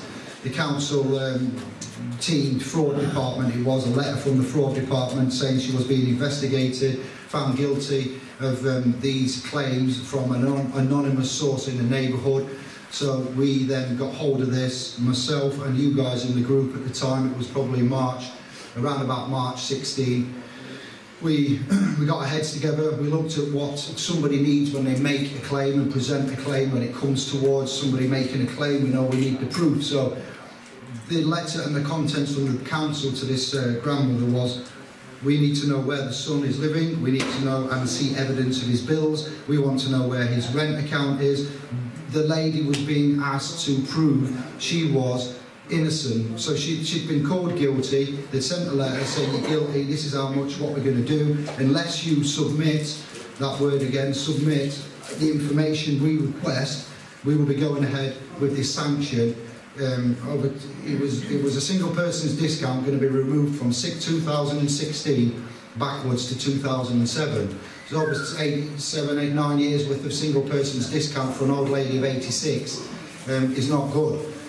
So we looked at it, we wrote the letter and we asked for proof of acceptance, proof of authority. We said, you've already made the claim, so let's see what evidence you've got then, because we don't know what to answer to unless you provide it to us. We said we don't contract, we don't consent, this is a private lady, it was an ex-council house. The lady bought it and wanted to give her son the inheritance while she was still alive, you know, because when you pass away, the tax and everything that happens. So she did that, and the son was given the house that she bought that was ex-council, and she was then a tenant in, it's complicated, I know things we get, but she was then a tenant in his house and living there, paying him rent, getting single person's discount, and he was coming back from said place abroad, staying there and having residency as he's entitled to, just temporarily, looking after his mum. He wasn't officially an inhabitant, or as we say, you know, living at the dwelling. So the letter was sent. The lady was given a phone call. They arranged to come round from the council and take a statement of truth, because when there is no evidence, and we've called for the evidence to make the claim, and they've already sanctioned her and saying what's going to happen, we said that the due process and rule of law needs to be followed, especially from a council. This is, you know, Barnsley Council is not, it's a county, I believe, it's not a city, but even so, you'd expect higher from these people. We submitted it, and I put down I was a legal representative in this case, that the lady is not contracting or consenting. We would like to know, I've got power of attorney on the case, we'd like to know these questions, and you know, submitted it. They came out, did an interview, we recorded it. I wasn't there, there was family members there, there was 2 people from the council. They went away, never heard nothing for 2 weeks, so I encouraged her to bring up and see what was happening with this case. The lady on the phone directed her through to a manager. The manager spoke to her and says, oh yeah, it's all been sorted, there's nothing happening now. So they didn't ring up to write and follow it up and say, here's the closure. She'd won. She hadn't got told she had won, because if they had have done that, it would have been an admission of an error on their part. Oh, that claim that we made when we said this, well, actually, now you've pulled us up on it and you've held us to account. I've never been to uni, and we're not licensed. We just use a bit of in here and what's in here. We looked at the law books, we put it out for the experienced admins. Roger helped, Lee helped, David Russell, I did it, all of the admins, I think Warren was in on it, Dean, Julia. Sharon, we all, you know, we don't send anything out. If you ask us to look at anything, we will look at it and we will give you, if you've got a document you're going to send, or you've been passed a document, or you've got a remedy or a theory that you want to try, we are not the ones to say, we don't give liability, we work together as a unit, so it's always on you. It's your decision, it's your life. Like what we've said with the trusts, we're going to talk about once we've had break. That's your decision. We can't construct a trust for you and write your declaration and put your items into the res and make all this trust and appoint beneficiaries, you know, and trustees and stuff. You would be the settler in that. But again, we can talk to you about it. We're not going to do it for you, but together, later down the line, we're going to make sure that we are qualified in this, and the admins and the people that are working in the background in the Skype chat and that have paid £400 to go on some courses. So we actually get, I haven't paid, but 3 of the guys have paid some money and gone with some people that have got case law references and won using trust. So as I mentioned earlier about the fighting in the court and demanding and all this aggression, we're going to go in calm and we're going to try a different tactic. We're going to go in protected. And I just wanted to say that the bulk of the work and the bulk of the input and the dialogue and the interaction is from yourselves, it's from the admin. All we do is double check. So if I was to not be here after today, God forbid it, Creator forbid it, then that group could run as it is now. It could be left without the man that made it, and the admins and the people and the members it would just grow and continue. So I like to know that if we all like to want to leave a mark on this planet, or feel that we've done something, or feel that our time wasn't wasted, or that we've helped somebody. So for me, I've made mistakes in the past, and if anyone was to look into my history, like I said at the beginning, I'm not perfect, I'm not an angel. I have had dealings with the establishment and with the authorities, alleged authorities, and I've ended up, you know, answering for that. Nothing massive, but just being a child, delinquent, teenage. I left home at 15, so I was supporting myself at 15. I've never been incarcerated, so I didn't do anything, you know, that much off the rail to warrant me having to go into prison or anything. It's just something that needs saying, that we all do contribute, we are all equal, and for people that are watching the video that's going to get watched back, that if there was any inspiration to be had, then everyone that's in this room, and the fact that we've never been certified to be legal professionals, but we are legal professionals, lawful professionals. We leave them to do the legal side, and what we do, we will learn and understand, understand and comprehend all of the language, all of the structure, all of the instrumentation. We don't use it, we don't advise you to use it, but when it comes to managing a trust, you might need to temporarily dip into the legal realm and use their instrumentation. Now you can do that without signing liability, without, you know, you can protect yourself, you can indemnify yourself, you can set things out previously. So it's all a personal choice, but what we're aiming to get done is a template for the civil, like anything that's a civil claim made against you should be dealt in a county or a magistrate's, yeah, civil, it's not criminal, and it should be dealt in a basic way. Now we're going to work on, which we are doing now, a procedure that would allow us for any claim under civil ruling, CPR rules, that we can present this generic template and anybody can follow it, because it will draw on the equity side, not so much the side that's quite varied. So we're looking for a constant way that everybody can, not a constant, a generic template that everybody can use for any situation, and then if you was using it, you'd need to understand it. You wouldn't just copy it again and go to court, you know, because you can end up in trouble. So anybody that would go to court for a civil issue, it's not that dangerous. It can be financially, but it's a civil issue, so you're not going to get incarcerated, took away. You know, you're going to end up with fines, benefits, as we mentioned earlier, forfeits, suspended sentences. Well, no, you could get a court case shut down and moved into a private area if you was clever enough. So you are using the legal instrumentation. You would go to court, but you wouldn't contract and consent, and you'd be in a different status, and you would be the one in control, rather than going to the domain, the court, and then calling your name, saying yes, getting into the dock and all that, and consenting and contracting for something of which you don't necessarily need to do. There may be, if you look at it, the processes and the way, especially with bailiffs, repossessions, orders for enforcement for recovery and collection of goods, we find that when we look at it, or we ring the courts, there isn't a warrant of execution. It's all fraudulent, you know, counterfeit, bogus, fake paperwork that they use with intimidation and fear sometimes. And these guys, I'm hearing some stories now from people that have had bailiffs.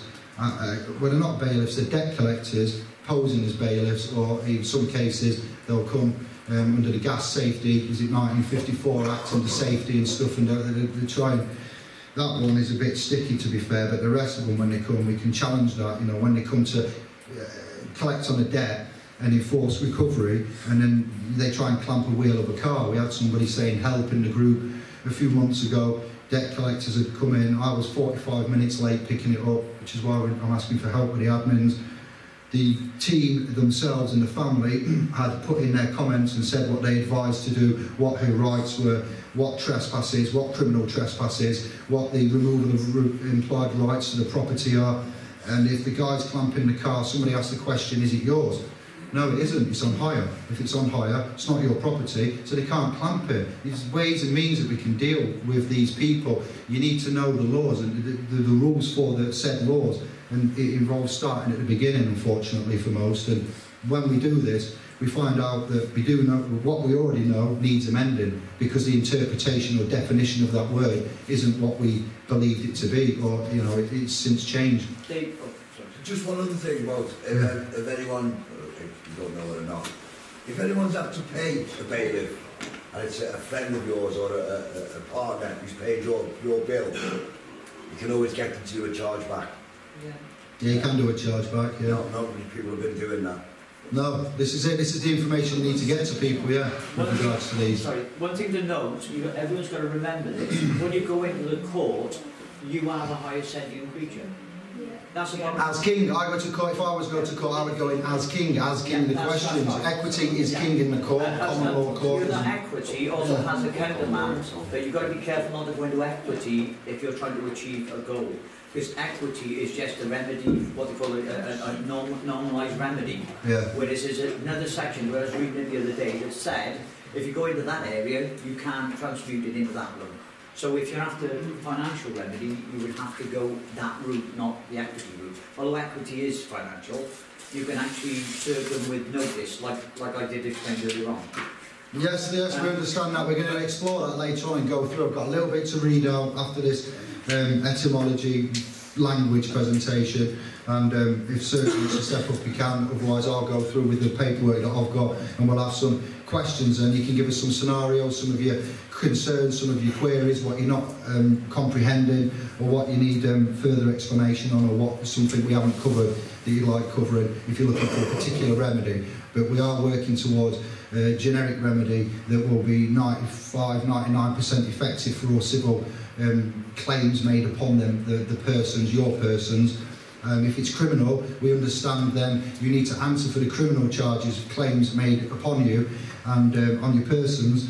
Now, you'd still take the same stance. You would still be the living man. The living man's getting charged with a crime now, as opposed to an offence. So the living man would deal with that as in your capacity. You would not contract, and you would choose not to consent, and you can deal with it in your private capacity. You don't need to turn into the legal fiction just because the officer says you need to sign in, you need to contract, you need to see, you know, because you're going to get arrested or detained because it's a criminal offence. There will be a victim. There will be more than likely harm, injury and loss. It won't be a non-living entity like a corporation making claims that you owe money, going to the court and not turning up and dealing with the CPS. This is different. You may have knocked somebody over, you may have hit somebody when you was drunk, so therefore you would keep, you know, the stance of private, and it's your choice, but we will give you our interpretations and what people have done previously, what hasn't worked, what is working.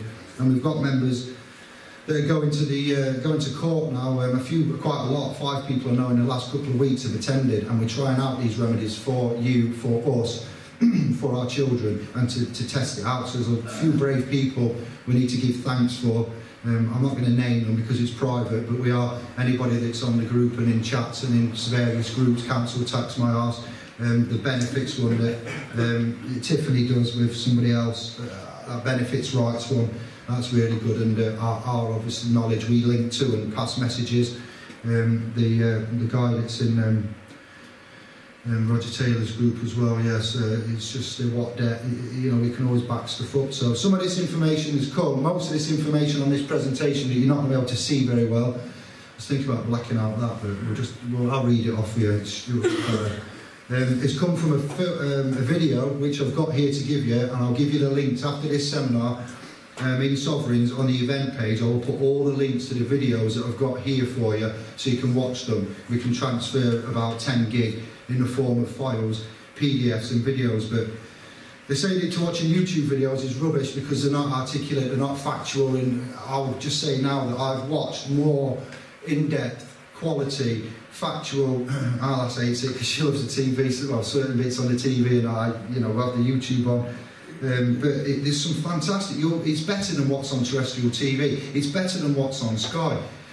The archaeological suppressed finds, it depends what area you're into, but whatever area you guys are into, whatever your interest is, science, technology, history, religion, politics, it's all there, and I can recommend and show you. And once we've watched these videos, which contain a horrendous amount of information, there's 3 called the Golden Web, that are 2 hours long each, and each, he says in it, he gives you statistics in number 2, he said, out of every 1,000 people that watch this presentation, 959 will switch off within the first 30 minutes. That will leave a remainder of like 49 people. 39 people out, then 39, these many people will switch off after 1 hour. And what I've done, is what I like to do, is to look at these things. I acknowledge that there's a fantastic amount of information. It isn't in the desired format for you guys. There's different people with different capabilities, different intelligences. You might have a good intelligence like me with music, being a DJ before, but not so much a practical writing and application and grammar and spelling. But then again, you might be really good at art. You have a great good interpretation of art, and you might be good at the language and phonetics, and you might be good at technology. So together we can all pull our resources, and you know, the bigger the family, the more. It's like a master brain. Well, we've got resources, documents, videos, write-ups, members, websites, YouTube's videos, meetings. Go ahead. Well, the larger, or any group of people with any form of knowledge is known as a knowledge bank. We've got unlimited deposits from every individual. Everyone's got a story to tell, everyone's got an experience. So if we share it and then we come together and produce something like this, you know, and it just keeps growing. Common unity. Who just said that before? You said common unity, community. Well, they've turned this into communities now, but the common unity where we don't so much know our neighbour now, or we think the guy next door, you know, the Chinese, living next to a white, living next to an Arabic, living next to a Polish. We need to understand that England has changed. We're Anglicans, and people say to me, but I'm British and I like the British way of life, but I'm British, I was born here, and the British way of life has changed. And if we don't acknowledge the change, and we don't move with the change, and we don't step up to it, including this language business, the definitions of words. Now, definition, let's just put there because it's at the beginning of these videos, there are 3. There's 6 hours total, so what I've tried to do is, I've included the first part of this presentation has got the first part of the video, and it's the first hour or so. I've taken shots from the screen, and then the last number 3 video, I've taken shots from the last bit of that to try and encompass it all, but compress it. So the Phoenicians, they travelled the world. I've told you earlier when I read about the history of the Phoenicians and Venice and Rome. That's just a boat. It's an old, I'm so sorry about the display, but it's just an old boat, like a faded boat. The saying in the Bible, he that hath ears to hear, let him hear, which is in Matthew 11:15. In the first example, audio could be turned into AU/DIO. You've got audio there. This is our words sound and the phonetics of it all. So, whereby AU is the symbol used in the periodic table of elements for gold, well done, element 79. Dio is Italian for God, Bosnian for part, portion, and Spanish for give hand. Put together, this provides an alternative translation of giving or handing a portion to God. This is connected to the Spanish word adios, which literally means to God. Definition equals definition. Just bear with me, guys, and then that's a dictionary showing you definitions of words. In the book Etymology and Phonetics, is what this session and this little bit of information, research and history is about. There is all-seeing eye. This is a secret kind of civilization, organisation. This isn't taught to you in GCSE English. There used to be a subject at school called civics that my grandma told me about, where they learned certain things that was beneficial to life and they got you ready for the world. Whereas today the children leave the school to go in the world, and they're not prepared. They don't know anything. They can't even fill out a form properly or write a CV, and they've just left school. Hello. So they're there for 18 years of their lives, and they're not ready to enter the world. They're not comprehending the environment they're in, and they're not taught, such as Templar. It's a Spanish, it means the Knights Templar, that is Spanish for key. Now, language is broken down into lang, gu, age. The lang and the gu and the age, so that's of time. I haven't got it all now, I can't recite it all because this video I only picked up 2 weeks ago when I watched them. I watched them. Monster. Is it? Monster. Gu is the god of war. Gu is the god of war and Lan is the monster.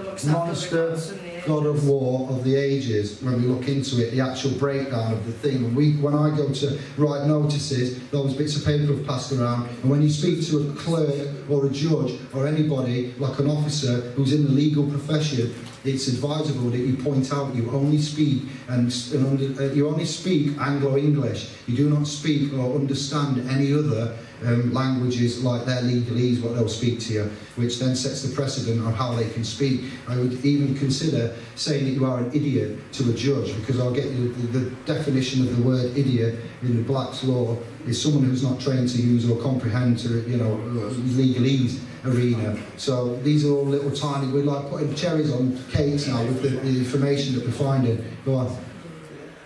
Something funny that I saw, yeah. You use the word idiot. Idiot, the first yeah. part, or identity. The first part is id.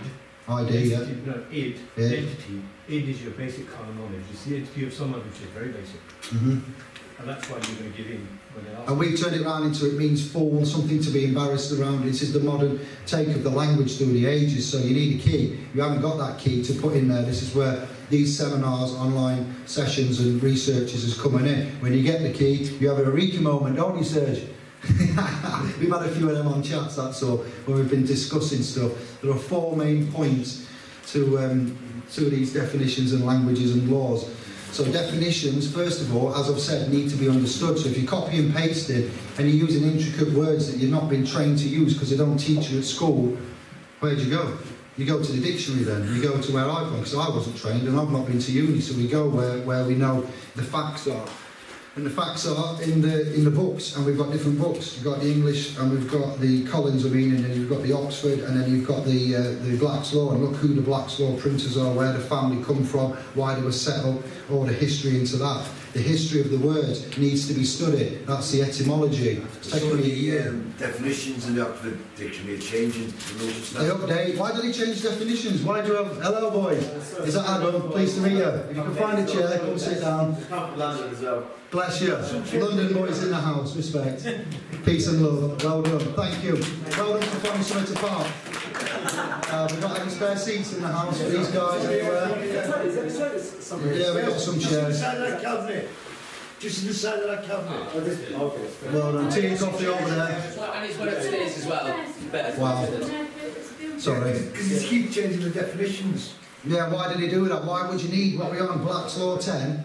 The more diluted, because they're trying tricks on us, they're changing it, and if we're not remembering history, we've got smartphones, but they don't tell us that, because as I said, when I tried to put the word joinder in, it goes, what's that? Well, that's an important word, I need to know that's right. You don't mean you don't know what it is. So, you know, this is where the deficit is in society. It's a simple form of reprogramming. Yes. Yeah, and this is the important bit. This is why we're going to do this. It's intended, I'm sure, to keep the reader ignorant. The reader is ignorant, and ignorance is no defence is a maxim of that, a maxim of law, isn't there? So it's down to your due diligence, because they don't teach you at school, and they don't give you the books, and they don't give you the programmes, they're not telling you on TV, they don't show you any court cases on anywhere. So you're knackered. We are really, the game is rigged. Basically, so phonetics is utilised in everything. So me being an ex-DJ and all these bits on the back of your phono plugs, phono jack, Jack's a very scary thing to me because Jack is a human's name. Jack is a plug. Jack is used. There's something about Jack in the candle. It's in one of these videos about Jack and the candlestick and what is a can, what is a Dell, what does it all mean, where does it come from, why is Jack important, Jack in the Beanstalk. It's just something that I'm working on in the background. But Phoenicians, Phoenix, you've heard of the Phoenix rising from the flames. So it was Alexander the Great went over, battled with the Phoenicians, and then they legged it to Venice, and the cardinals went there. So they rose from the ashes. It's about the Phoenicians and the Phoenix. You've heard of this, the significance of the bird and the two wings. One bird, one head, two wings, but it's of the same bird. So, you know, Conservative, Labour, they're controlled by the same brain, aren't they? It's about the wing, the sun. This is all quite, you know, important. But Phoenician, phony. You hear it, yeah? You also you can see it. Now you can see, and you can see. So you can see what I'm on about there, can't you? And it's like, this is the things you need to be aware of when you're doing documents, when you're speaking on the phone, when you are conducting business on behalf of your person, or representing your person, or defending in the private. Words, was, what does it say? Wards, weirds, it's like all things that sound the same. Wars, words, weirds, wees, weeds. It just gives you the phonetics of it. They sound the same, but they're different. Word splitting, the practice of splicing words into various ways to find hidden elements contained within them. So they are prefix. You know, the letters and sound attached to the beginning of a word. The suffix, the letters and sounds attached to the later part of the word. First example, audio could be turned into, is that a repeat? Audio? No, it's something else. Whereby our AU is a symbol used in the periodic table for gold. Word that out already? Yeah. Go back. Lan is the feminine Chinese and Vietnamese name for orchid. The Vietnamese Lan changes this to the masculine context, meaning unicorn, coming from Kai Lan, where Kai Lan is translated from Vietnamese to Latin. We get the word unicorn. So what this guy who made this video, the Golden Web, has done, I know I'm going to go through a few different languages, and you'll be thinking, but why would you go Vietnamese, or why would you? Because that's how you find the codes, that's where you go. It's not just written in, it's hidden in plain sight, but it's fragmented. And once you look at it and you tie it in and you look at the overall picture, and then you weigh it up en masse and you put it for debate, you know, we can see the picture. So that's just on about something from a sage. I took that by accident. Gu, the god of war in the Daimony of mythology, Darmony. Yeah, that's where the dyslexia comes in, which is why I've given it you to read as well, so anybody, you can interpret this. It's what you said earlier then, the god of war, Gu, in language. Lan, monster that protects the noble ones. So well done, 4 points. There is knowledge in the house, and it is what you think and what I'm saying, we're tying it up. Yeah, we're connecting it. Age, the ages of the zodiac. So an age is 26,000 years. When you go through an age or an eon, it's the time the sun takes to navigate, circumnavigate, full lap around the Milky Way. So the zodiac is split into 12. 12 is an extremely important number for many and various things, but 12 zodiac signs, it takes roughly 2,000 something 300 years to go through each one, and each one's an eon. So before we've heard all of the 2000 bug, and when we went to 2000 it was going to crash, and then we had the 2012 Malayan end of the calendar, and we thought things were going to happen there. When we look at Zechariah Sitchin's, going back to the Sumerian tablets, and we look at the history, the phonetics, what's happened, we find out that we're in a time, the zodiac time of the fish, Pisces. So you see on the back of the people that worship the Roman Catholic faith, they'll have the fish on the back of the car to denote Jesus, but that's Pisces. Pisces, the age, has ended. It ended about 2012 when the Malayan said it would. The zodiac then went into, before Pisces, Aquarius, but before Pisces it was Virgo, the Virgin, and when she passed and the age had gone, Virgo, the Virgin, my opinion, not fact, lots of people's opinion, gave birth to Jesus, who was then Pisces, and now Aquarius. Jesus' time is gone, this new knowledge has come about, we're waking up, we're becoming secure, we're not contracted, we're not consented, we're having wins, we're losing the fear, we're going up to black robes, we're instructing them. So this is the digital age, which is what all this is. I know it's not very good, but I didn't, you know, I've not been here before. Next time we'll bring curtains, but we're on it and we're moving. We've got the groups, we've got the websites, we've got the phones, we've got the cars, we've got the technology, and we've got the intent. So, you know, it's getting there. We are, you know, this golden age is coming in of its own. David, there's one thing I noticed, because we do everything online, okay, that puts us right into the arena where they're watching. Exactly, yeah, public domain. Right, the problem we have is that we all know that the intelligence that we all have individually is immense, and we need to bring all that together. We do. Aim to one website where we all report to the website. We're going to, that's the aim, yeah? Yeah, the bad collaboration. Thing, because the thing with it is if ever we need to fight these organisations, we've got all your case history.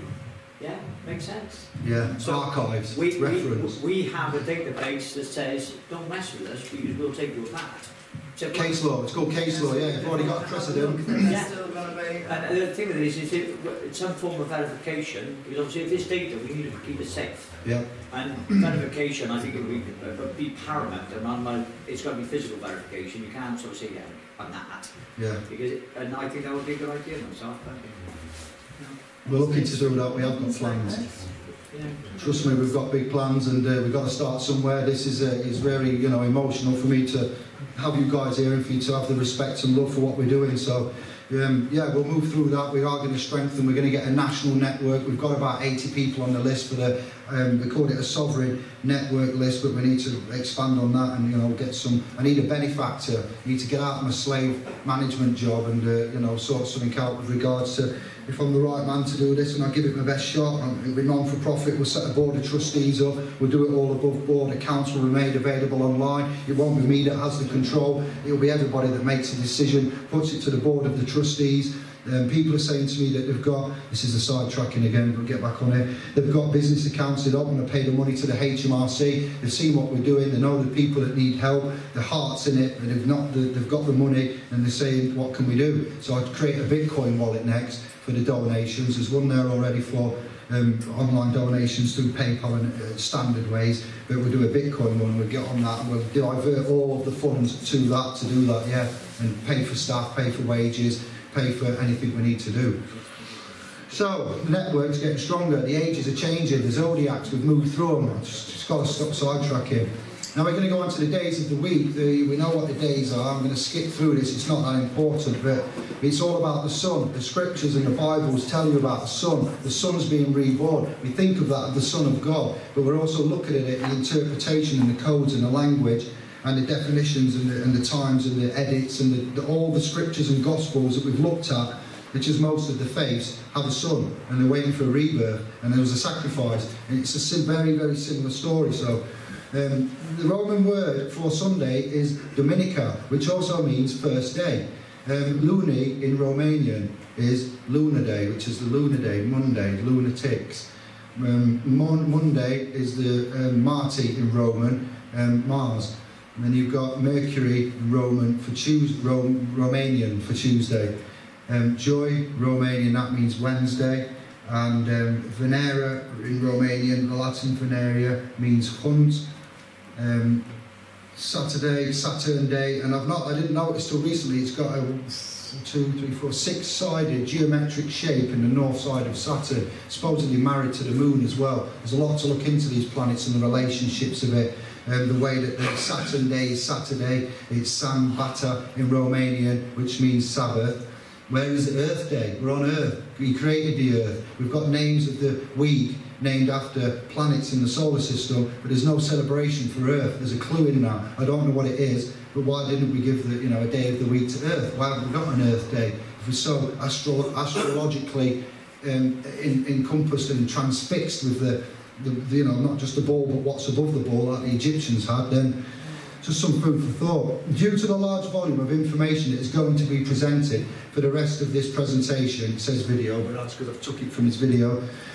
And we're not providing many pictures, so it's just about text. Words will be shown whilst we speak. There is another reason for this. He doesn't want the information to be simply form of infotainment. It's very hard going, these videos. You've got a bit of time where you get sick, we have some time off work. You can't be asked with Jeremy Kyle and the bailiffs are coming, or the sheriffs are coming, and all this propaganda crap. Then, like I say, I'll link you up with all this fantastic stuff, because you can go out there and once you believe in it and you've got the courage, the conviction, you've lost the fear, you can definitely say it's real. Then we can go out and start getting other people coming round to our way of thinking, actually telling them what to do and how we are winning, showing the videos of me ringing up people and getting the Advantist Debt Collection Agency to say to me, what do you want me to do then? When I told him the certificate's in the drawer and I'm not the mister, he passed it back to Severn Trent because he had no authority, he had no jurisdiction. When I tell people that, they say, you've got it wrong. So then I've made the videos to show them, because people will only believe when they see the truth. They need something, they need that little,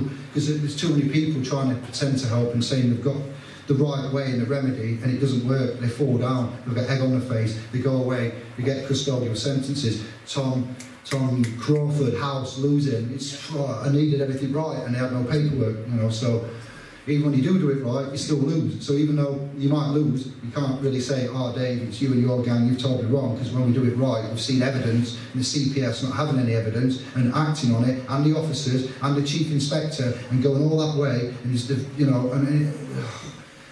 is the seriousness of it, and once we grasp that, we're going to be stronger.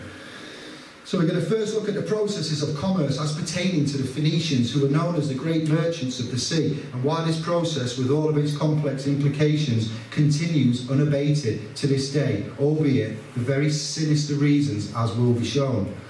Let's first look at how one is born into the world, or world into the world, spelled W-H, so the phonetics. Why are we world? First off, from a pedantic perspective, this should be obvious, since the world is world on its axis. The writers of the Matrix movies also knew why, because the main character Neo is actually derived from the Latin word neo, that means spin or weave, or produced by spinning. How this process works in our reality is similar to the way colours on a DVD movie are read. It's just brilliant the way he puts it. Like colours on a DVD movie are read. The DVD player, each colour is separated and read at different intervals of time. This is in exact correlation to the different distances of each planet from time. From distances of each planet from the sun and the different lengths of time. Bear with me. Each planet takes to whirl around its own axis and whilst being spun around the sun. So he's trying to give you a simile of what it's like in another area, but a similar thing going off. So a disc spinning, a laser reading it, it's interpreting the colours, it's checking and going round like the universe goes round, but the laser's on a fixed point really, so it's just reading the bits in between. He's trying to tell you how space, the galaxy, and the system works. The sun is a centrifugal force, because the sun, I don't know if you know this, but this is different parts of science and law, my belief and what's been proven. The sun is in the middle. The Earth spins at about 10,000 miles allegedly on its own axis. Then that in turn is going around the sun, which takes 24 hours to do a day, doesn't it? So you've got 10,000, then we're going around the sun, and the sun going around the Milky Way. When you put a time-lapse camera outside and you point it at the North Star and you set it for 8 hours, there's only one motion. So this is a little bit of science there, and how they're on about the sun, the centrifugal force and the planets. We're realising that I've never been up there, so I don't know if what's happening is happening. I don't know if we're flat or if we're round, but it does make a difference, because we as a nation, as a community, as a human race, don't definitively know what we live on, and with all the pictures we've got, CGI from NASA, and have all been edited, there's not one genuine photo with an old film camera analogue of the planet. They're all digital, for it's like, when did it get changed? And you need to be conscious of the environment that you're, like Darwin's theory is taught at school. Children are leaving school at 18 thinking Darwin's theory is real, is fact, and it isn't. It's not fact, it's a theory, but it's taught as reality. So when we leave, we all in this room have got taught it, but we know that perhaps that doesn't happen the way it happens, that evolution and environmental adaptation, the environment you live in, you're told something. If you don't question it and you believe it blindly, then that's how we end up in situations like the nation's in today. So the centrifugal force of the sun with each body is forced to be pulled and pushed away. This separation works in a 7-step process. You have to pay attention to numbers as well, which is why there are 7 major planets that give us the 7 days of the week. There are 7 notes in the node of music, and we also see 7 colours in a rainbow. The symbolism of the colours of the rainbow alone is extensive and should be researched more deeply. The colours, sounds and words that are all world are all separated. Let's see if it's how the word is, because the prefix sep comes from the Latin septum, meaning seven, which gave the word September, which was originally the 7th month of the Roman calendar. There are 7 chakras within the human body, the ancients called the spinning wheels of life. This is appropriate because these coloured wheels are world, and we live in a world of colours because we are humans. Hue is simply a word for colour, and the quality of the colours determined by the dominant wavelength of each colour. The Latin word for colour, the Latin word hue literally means hither, and to this point place degree, indicating that it is colours that resonate to a certain wavelength, frequency, and formulate the reality that we currently find ourselves in. This is an astounding amount of indication and evidence to show that we are multi-dimensional beings that are caught in a cycle of separation with a certain mathematical ratio of vibrational waves holding us prisoner in a DVD movie-like loop. The ratio is a separation of the god Ra, ratio, and it's got Ra and then TO separated here, which you can't see. Within this base 10 reality, 10 fingers and 10 toes, the Swedish TO states with the meaning of 10. The fake gods that hold us all prisoner also need to ration us because we are their food, and a ration is the food allowance given for one day. The set-a-ration or set-a-ration that is given to the gods while we inside exist of this DVD matrix reality. A picture of a DVD there, just bear with me guys, and pictures of rainbows for you. It smells something naughty outside. Is somebody doing something naughty? I was just thinking. Someone's been naughty outside. We can smell it. Like, tell him. Class pig. It's always fun. It used to be me, but now I'm good. It used to be me. Yeah, we'll get that sorted out. Matrix is furthermore the Latin word for womb. Remember I said we're womb men?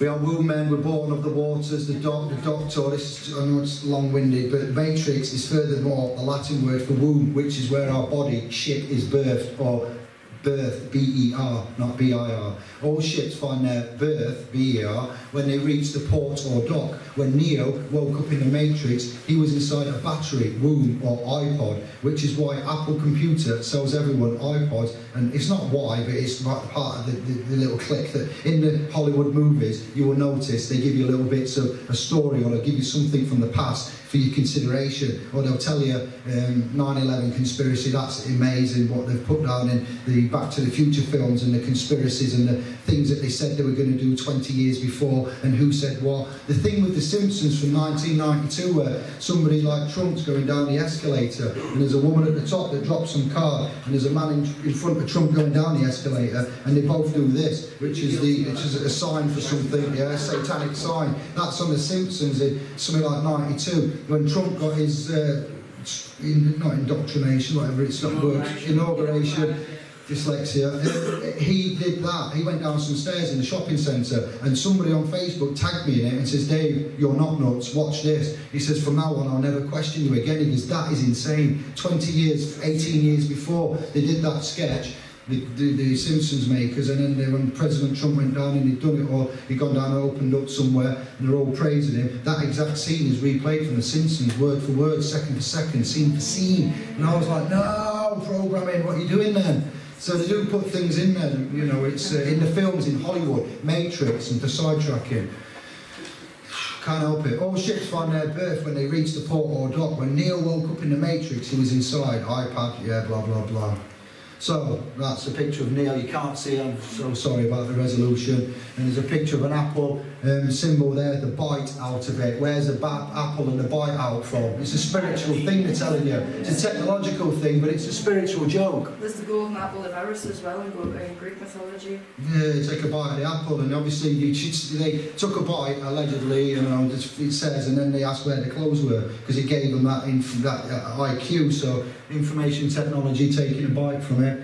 iPod, and then there's a keyboard there. So, it was a serpent that actually gave it to him. The snake, talking snake, yeah. Okay, Serpent. if you go back to the Bible, the story of Moses, God says to Moses, sorry about the religious thing here, guys, but... No, it is a religious thing, it's a Roman Catholic construct that we've got on us. God said to Moses, if they question you, lay your stick down on the floor and it will turn into a serpent. Okay. And the priests then did exactly the same thing and turned it into a serpent. Now the only thing serpentized is the devil. Yes. Yes, I know. In the Garden of Eden, the devil's in the Garden of Eden, and it's God's garden. It's like, hang on a minute, it's your garden, you're God. You kicked him out, you got a snake. But I still talk about the devil. It's symbolic, so that's right. There's a lot of speculation. Don't want to insult anybody's religion or anything. It's just what we're finding. It's what the evidence is saying. It's what the stories are saying. It's what the interpretations are saying. And it's what the current construct that we've got controlling us is authority. We've looked at authority. We've looked at the monarchy. Looked at the Vatican. Looked at the police. Looked at the Freemasons. Looked at the global Zionist cabal. We've looked at everything. You know, the media, the presidents, the White House. This is where it leads. So, one definition of pad that concurs with this is a thing of temporary living quarters. A pad. You live in a pad, don't you? We're all living in our iPads or iPods because we bit the apple of sin. The word apple is also phonetically spoken as apple, A-pull, because your body ships are receiving a toe, T-O-W brackets toe as in T-O-E, on the conscious line of reality, which is why we have a skull.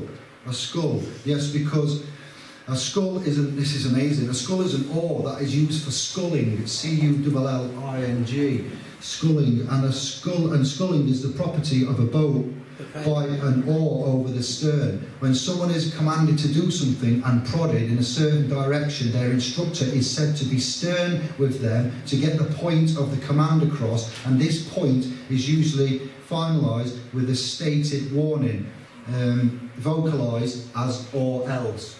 Or else, O-A-R-L. So, yeah, we use this language, but I'm trying to teach you why we use this language, where it's from, what it used to be. So if you like old English language, or going back to, you know, obviously you've seen the plays of Shakespeare and so forth, they used to speak like that for a reason. It sounds silly to us, but then it was correct and formal, and it was already, you was preceding yourself with your paperwork and the way that you speak. I don't like the interest you're showing in that lady. Well, it's none of your business what interest I'm showing in that lady. I intend to make her my partner. See that language that we're using there? There's 3 references to terms of business within the language. So often that's a skull, showing you the skull, and what about the oars? Oars in the water, or else. You get shouted orders out, or else, army sheath there. The army. So the O-R or O-A-R else has a dual meaning. We live in a duality. We have on, off, light, dark, yes, no. There can only be 2. That's it. It said there can only be 1 in the films I watched, the Highlander, but it's 2. We live in a duality. So the dual meaning. The first is obviously the metaphor of being towed in the body, ship, by time, which tows us in the skull or skull. The second is that we are commanded to follow the orders of the DVD storyline that has been handed to us. We're following a path. We are on a program. We're not choosing our own. It's directed and dictated for us. Since we have become the property of the God known as El, hence, do what I say, or else, E-L-S, or else, yes, it's spelled differently, indicate it's really important. I get this, but I'll direct you to it after so you can see it if you're interested. Indicating that if we do not follow the storyline, we will be punished by El. It is also no coincidence that the term sculling also has culling after the letter, like what you said about swords and words, and yeah, so that was good for me to hear. Yeah. After the letter S, to cull something is to collectivise it, select the best or worst parts from it, and then pluck those parts. This is what is happening to every individual. Consciousness, and essentially no one is even aware that it's happening. So by the use of your language and what you use through the law of attraction, the people that know about the power of intent, us being 80% water, it's not, you can harm somebody by shouting at them every day. You will cause physical harm to them. We're not aware of this you know, amazing invisible world that these guys that make the language, that change the dictionary, that change the definitions, that control all that. There's a family and a system there doing it. and they're doing it for a reason. Yes, even as these things are told, they sound so fantastic that most likely they are either shirked off or ignored or simply laughed at. These are the typical responses of fear, especially in regard to substantial truths being told that you're all dead. But a story would be, you know, Red Dwarf, everybody's dead, Dave. Dave, everyone's dead. My name's Dave. Telling a story to everybody, and you're all dead. It's like such flashbacks again. It's like I have to ask myself, are you sure about this? But I am, yeah. Rimmer went from normal light to hard light as well. It's just weird, yeah. And you know, he had subspace directive. Didn't he get it wrong? And he'd say subspace directive, core 63, and he'd go, the button from the microwave is lost, or something, you know, jokey. But that, I think, was reference to UCC, through the seas of space, but in a you know, a more basic, like again, giving you clues. But it's down to interpretation. We work on facts, so we go with the facts that we have here. So they're laughed at. Those are the typical responses of fear, especially in regard to substantial truth. So when you tell someone, you know, that contained within the psyche of the collective subconscious mind of humanity, the psyche has been taken over by the ones now to us, you know, in the skull. We are toad in the skull because there is a toad, T-O-A-D, in our mind that is towed, T-O-W-E-D, around. Thus pointing out the faucet of our reptilian. I'm not sure about this, it's just in there, but it refers to bloodlines like David Icke and the Royal family. It's something there with the bloodlines and the Anunnaki and stuff, but we're not saying, for one, I'm not endorsing reptilian people, so don't, you know, we'll just gloss over that. There's something there that I'm not sure about. I'm not going to dismiss it, but I'm not going to promote it. It is about bloodlines. It does go back about the ancient era something Asian, Arabic bloodlines. There's a lot to it, so I'm not going to disregard it, because there is something in the blood and the genetics and the stories of the times and the gospel, so I can't be sure, so I've left it in. But yeah, it's saying which is known as the arc complex of the brain. We have got a gland in the brain. It's a pituitary gland, and it's what the lizards have, and it fills up. And you know, when the embryo grows, it forms a lizard-type embryo first, and then it goes through the stasis of the embryonic. So I mean, there's too much in here, but it's crazy what they've got. So there is something there, and there is evidence, and there's biological evidence, and there's rumours and history caught up in it as well, which we're going to gloss over on that, because it's known as the reptilian part of the brain. Yeah, so there is something. David Icke's touched on it, but he hasn't been enough for me. He's got everyone scared and said this like about the monarchy and Gatorade or reptilian R complex assistance. They sell that in America. It's just something else for substance. Every ship, including the human body, is eventually brought into a port and is then docked. This is the birth of a doctor. This is why there is a doctor that delivers the body. Liverage is postal as well. You have a postal service that is delivery, but it's not delivery, it should be livery. It was called livery before. The UPU, Universal Postal Union, got their hands on this. That's something we'll get into later. But yeah, the doctor delivers the body. Because a baby's been delivered, a baby's been presented, the body ship, because it's a new liver, spelled the same, being produced. It's liver actually, delivering is the change, you see, but it's a liver, it's been delivered. Another living being that is delivered by the doctor as docked or. So you can't see it, but there's a word D-O-C-K-E-D, O-R-E, doctor. Hence doctor is phonetically docked or. And as you, the living human being, are the ore that is going to be mined for gold. M-I-N-E-D, not M-I-N-D. You're going to be mined for gold in your mind, because mind is mind, giving us the actual basis for the Sumerian depiction of the Anunnaki coming here to mine for gold, because we are the human resources that mine for gold. Some pictures of reptilians, Anunnaki, Dogon tribe. I can go into this extensively, but we'll gloss on it. This also displays the fact that humans are seen as the chattel property of these false gods, since we are the ones that they mine, us. And when somebody states that something is theirs, they say that it is mine. We are the endless resource being mined or mined, and companies do not have human resource departments because the title sounds fancy. They don't have human resources department because they want to call it, human resources, it sounds good. You are also the ore, which has an ore, because you are the body ship that needs to paddle through this existence, which is the sea of electricity. Doctors use paddles to resuscitate someone who's in cardiac arrest for this reason. What do they use to resuscitate the patient? Electric currents, just like the sea that has currents. What else do doctors do? They perform surgery because it is an electrical surge to the body of the patient. Thus, surgery, an electrical surgery. The doctor is also the connection to the body, ship and sea. Terminology. Since the doctor has delivered the docked oar, and oar that is sitting in its berth and no longer rowing, that one is, see what I mean? I never knew that. An oar that is sitting in its berth and no longer rowing, that's a docked oar. That one that is going to be sold as capital currency, which is electric and sea-like currency. You see, going back to this 3 C's again.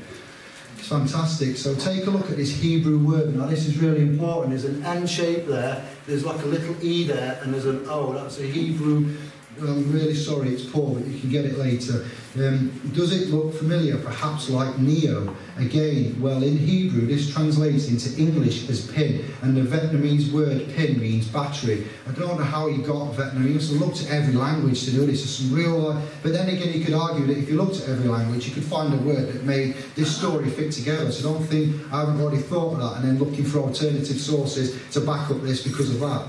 I don't know who the author is, but Vietnamese language is a combination of Mandarin. It's in depth. It's massive. Yeah. It is. It's so in. I couldn't even start with it, which is why I'm being honest with you and saying it looks like it's bang on.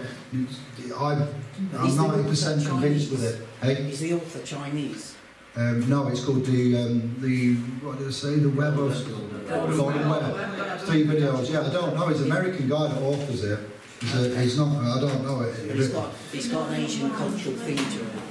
Yes, it could well be. Yes. Well, it's a global theme, and it started off somewhere in Babylon. You know, back in the days of 1600s or thereabouts. Going previously predating that. The history. It's fantastic, the years, but this is a 6,000-year, I believe, journey from the actual Sumerian times, the Sanskrit tablets that we can find going back for the oldest. Times there, even though we've got dinosaur bones going back millions of years. We know the planet's been here a long time. These languages and that trace back to 6,000 years. But the actual history of the Julius Caesar and all this business, I think it started, you've got to look at 0, haven't you, pre-Jesus, 0, AD, BC, and look at the controlling families, the Egyptians, the Romans. There's something there, you see, where it comes in. It's obviously, the world's been here millions of years, so I don't know, we need to pull together on this, this is the best that I can do for the time being, and it's open for change, remedy, remedy for just redoing it, for getting the information correct. So if we need to revise it and amend it, and we will do, create the correct reading. So Neo, does it look familiar? Perhaps like Neo again. Well, in Hebrew this translates into English as pin, Vietnamese pin, battery. Taking further, the Vietnamese language also has the word Neo, but it translates it as anchor, because once a ship is docked, the anchor needs to be set down, therefore giving us the connections of Neo, the battery who is anchored in his matrix womb, being used as Doctor, the energy of electric gold. And I do like the Matrix films written by the Wachowski brothers, Polish, American-born guys. I think one of them's had a sex change as well recently, which was so you see what I mean? They're not good, clever people, but I'm not sure about them, and I've looked into them and I was like, hang on a minute. They didn't write it either, did they? Woman just won a court case now to show that. Yeah, that's come out as well. It's quite. This is why it's good that he's used this matrix, you see, because we can all relate to it. We've all seen that story. This Hebrew word can also be spelled out as Neo, which looks like the electric gold run about here. This Neo type word. And why did he use Neo in them? You've got to ask yourself, you see, this is the connections, which is where they give you the threads. It can be written out as sukkah and is phonetically pronounced as sukkor. This Hebrew term translates into English as thicket and booth or rude temporary shelter. The booth of Neo's iPod. They have a booth, don't they, the dock in. Did you really think that it was just a movie? Again, the languages have been around for longer than Hollywood. production came out, and I encourage everyone watching to check out every single translation and word that is being presented. Like he says, this goes deep, and these examples are just the beginning. It would actually take many lifetimes to go through all of these connections in every single word, in every single language, not to mention the languages that are extinct and unknown. So every single one of us who has precipitated and continues to participate in the system of commerce is a prostitute in the eyes of the universal laws of nature. It is not an accident that United States Corporation printed "In God We Trust" on their legal fiat whore of Babylon currency. That's brilliant. The God that they are speaking of is the money. Everyone is passing these units of faith like devilish whores of every single day, and the system loves it. If money is the God that we put our trust and faith in, which is particularly all of humanity, then humanity is also collectively calling God a prostitute. That's how serious it is. Yeah, it says "In God We Trust" there. It's a bit of a dollar note that you can't see, and then there's a picture of a man holding a dollar note there, and then in that one it says "This is your God." There's a film called They Live from 19-something where he finds some glasses, called classic. That's what this is all threading about. Of course, the unreasonable mind who hasn't even meditated on this fact for even 5 seconds will denounce what was just said as ridiculous, crazy and blasphemous. Again, this information is not for these people. It is for those with the eyes and ears of intelligence, because I am following in a command to bring these revelations to those who will hear them, and as such these words will be heard by very few. So that's him in the video, which is why I'm here doing it again, bringing it to a different demographic. I previously mentioned about the bills of exchange and how we would do commerce, how we should be doing commerce, what the pitfalls are with this credit system that's been issued by the federal banks that are privately owned. Quick little bit, because we're doing all right for time. We're going to have a break after this, and then we'll come back and do the trusts and question and answers. The Bank of England, Jacob Rothschild, the Battle of Waterloo, Wellington won it. They didn't have the technology then, so the iPads and messages and text. So horseback came with the message, and also pigeons come back carrying a message. Pigeons first. Yeah, well, you know the story. Can you finish it off? What happened with the Bank of England? He sold all his stuff, which created panic. Everyone thought, he's selling it, we best sell it. They sold it, they bought it back for pennies. Because they would always have come back with one, and everyone had sold it for rock bottom. The shares went back up. Rothschild had bought. He tricked the English people. That in itself. That again. That just. I can't get angry. Feel that. It's not. It's not. We can't get angry, but you should. I am. We are. But it's. And they go on about you're a week paying your council tax late. Week late paying your council tax, so you haven't paid this PC anyway. You've been a very naughty boy. Naughty boy, fraud. So yeah, that's something about what was that on about? Words will be heard. So it's just on about the spiritualism, the indigo childs, what we are, what I am, everybody in this room, your connection, your consciousness, you're willing to help each other, your understanding, you're on the road, you're already there, listening to this, seeing us, being here. You're going to go off to do great things, I know, each and every one. So, they do not want you to be informed of this or talk about this with anybody, as we were saying earlier in our chat outside, because that might make enough people aware to end this madness. Well, they'll go out, they'll riot, they'll do it in the wrong way, which is why we're trying to promote the peaceful, intelligent side of it. Now, all kinds of excuses and methods and reasoning are conjured up, such as no one will believe it, that's just crazy, we need more money to survive, or I'm worried about losing my job if I start talking to others about this sort of stuff. Freedom of speech, just don't bring your work into it, don't tell your work, don't connect it, you're fine. Any justification to ignore the stated issue and its severity of importance.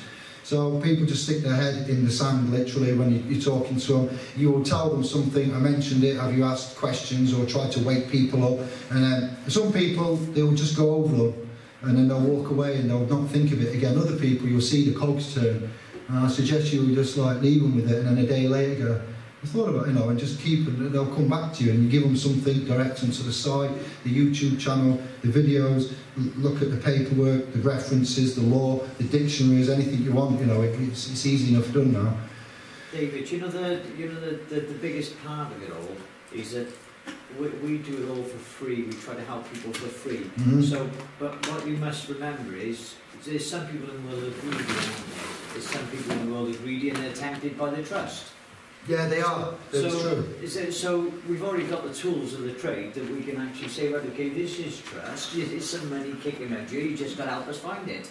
And when they find it, then they take the road themselves. Yeah. So their greed, sometimes in life, greed is also a good thing as well as a bad thing. So, you know, maybe you can use that. It's like a survival instinct. Yeah, you don't need to be greedy. Greed's a gluttony. If you look at the film Seven and stuff and what was in there and the biblical things of the greed and desire and lust and stuff, you need to have discipline. It's just phrases we use. Yeah. I mean, the way I see it, man wants to control man. Yes. Man wants to own man. Yeah, of course. If you look at your birth certificate, you're weighing pounds and ounces.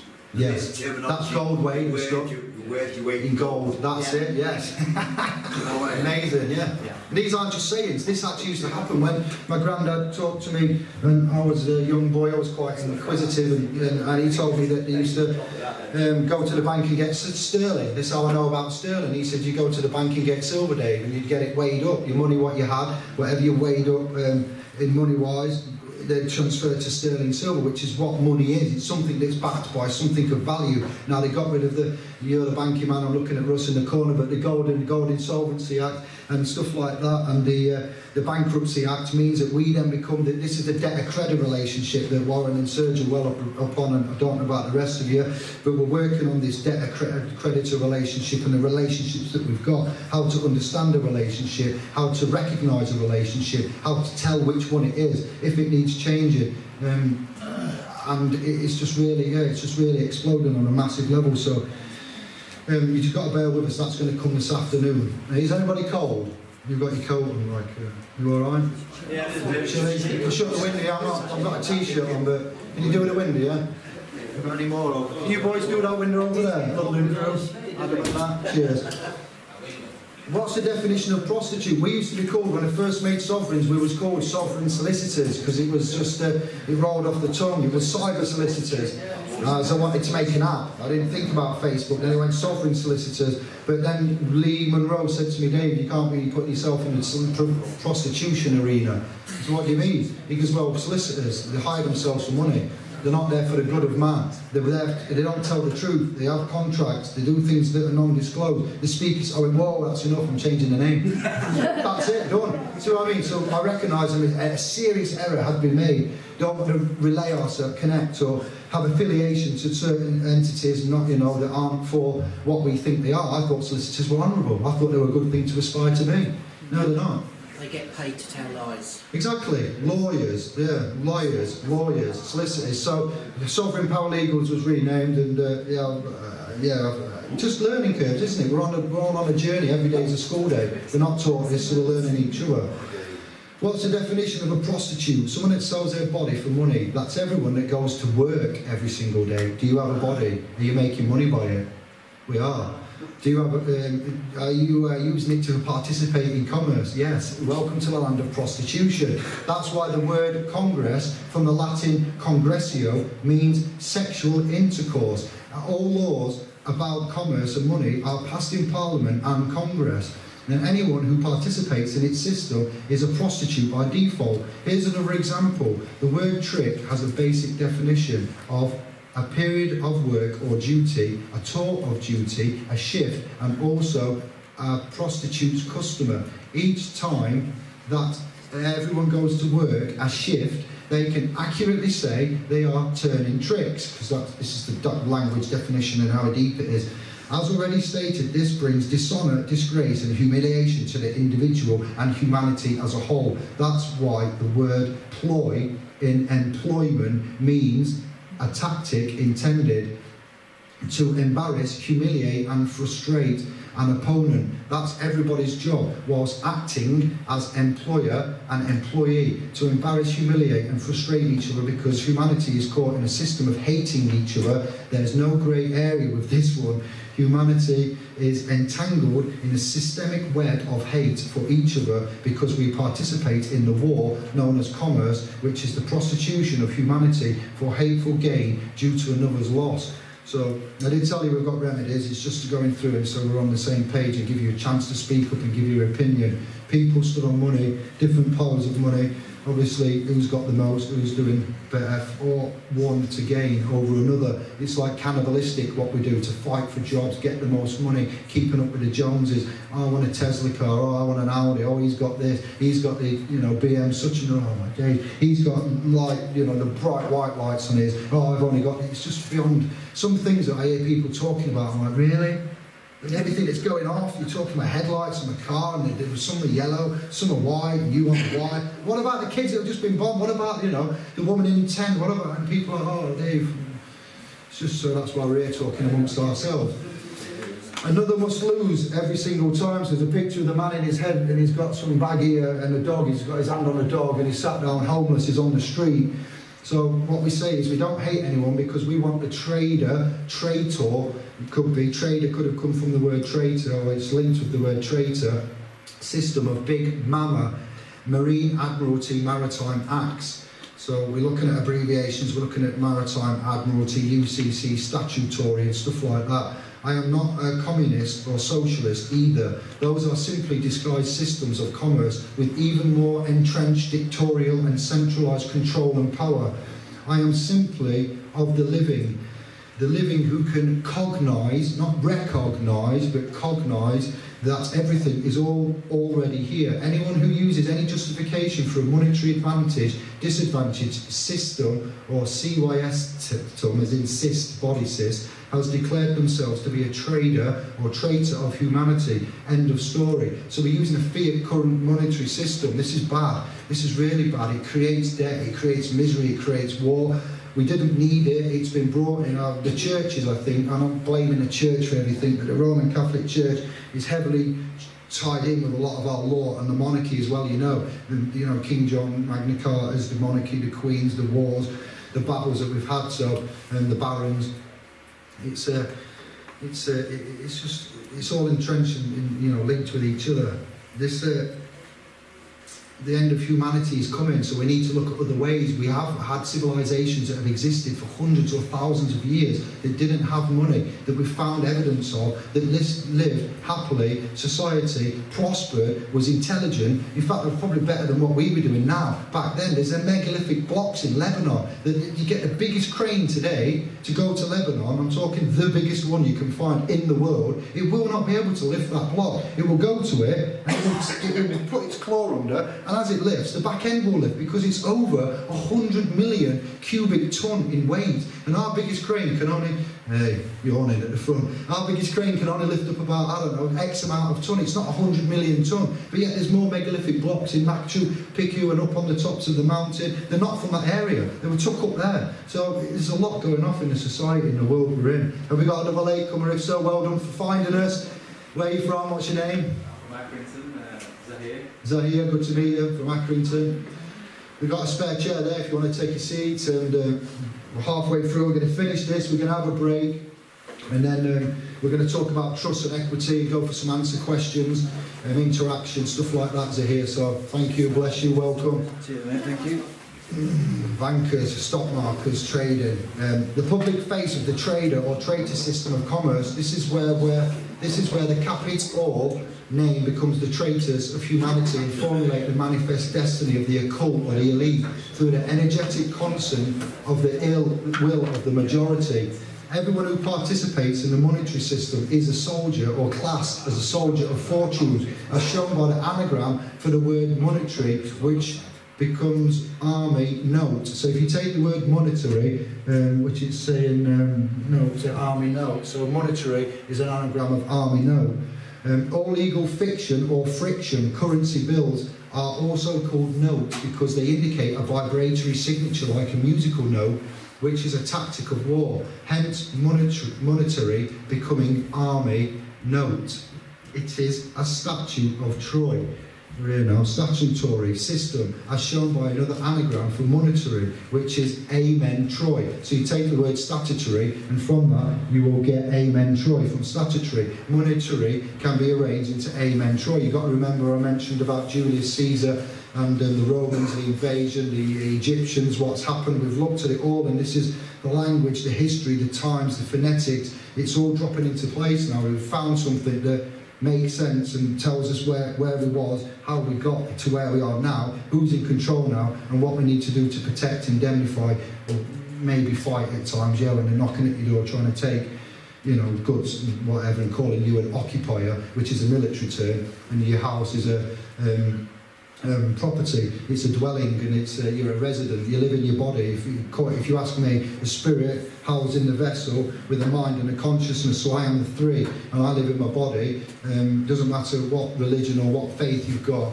You have got a creator of some kind, unless you're agnostic. And there's a spirit in this 3D thing. So, like I said about work, using your body for working, but you're a spirit and you're getting paid for it. So, when you work, you are inputting your income. Your input would be labour and sweat and energy, and out of that you would get your outcome is your credit-based payment, your currency, your offset, what you get paid from the currency, the funds that you get. So what the government do is call that an income and say, what is your income for this year? No, there isn't one, it's an outcome, because I haven't got an income. If you start using different words to people, like the Treasury and HMRC, and saying to them, what is money? That pound sign there, what does it denote?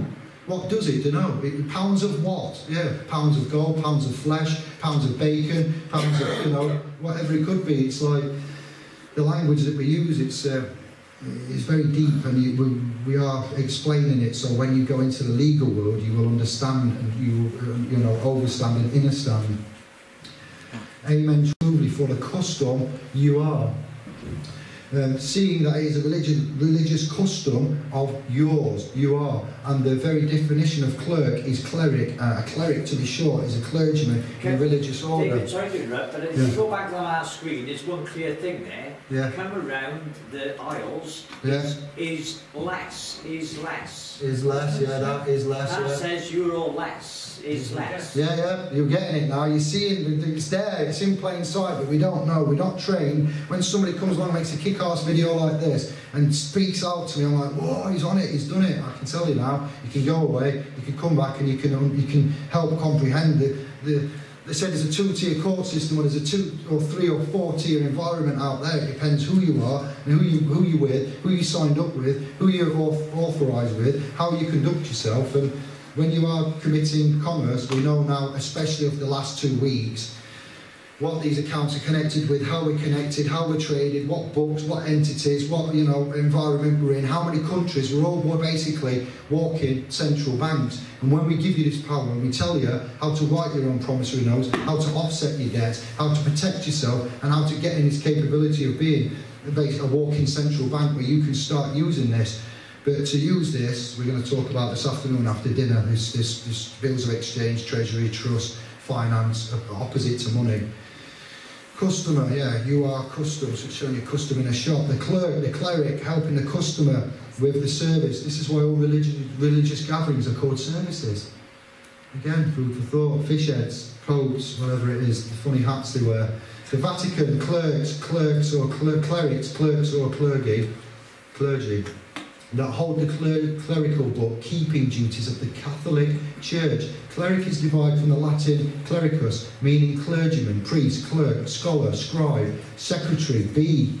That is a Latin interjection meaning bar, sound made by a sheep. We are the sheep that are counted by the clerks into their bookkeeping and accounting. The bees or sheep that make the honey for the queen of the moon. Ever wondered why you needed to count sheep to go to sleep?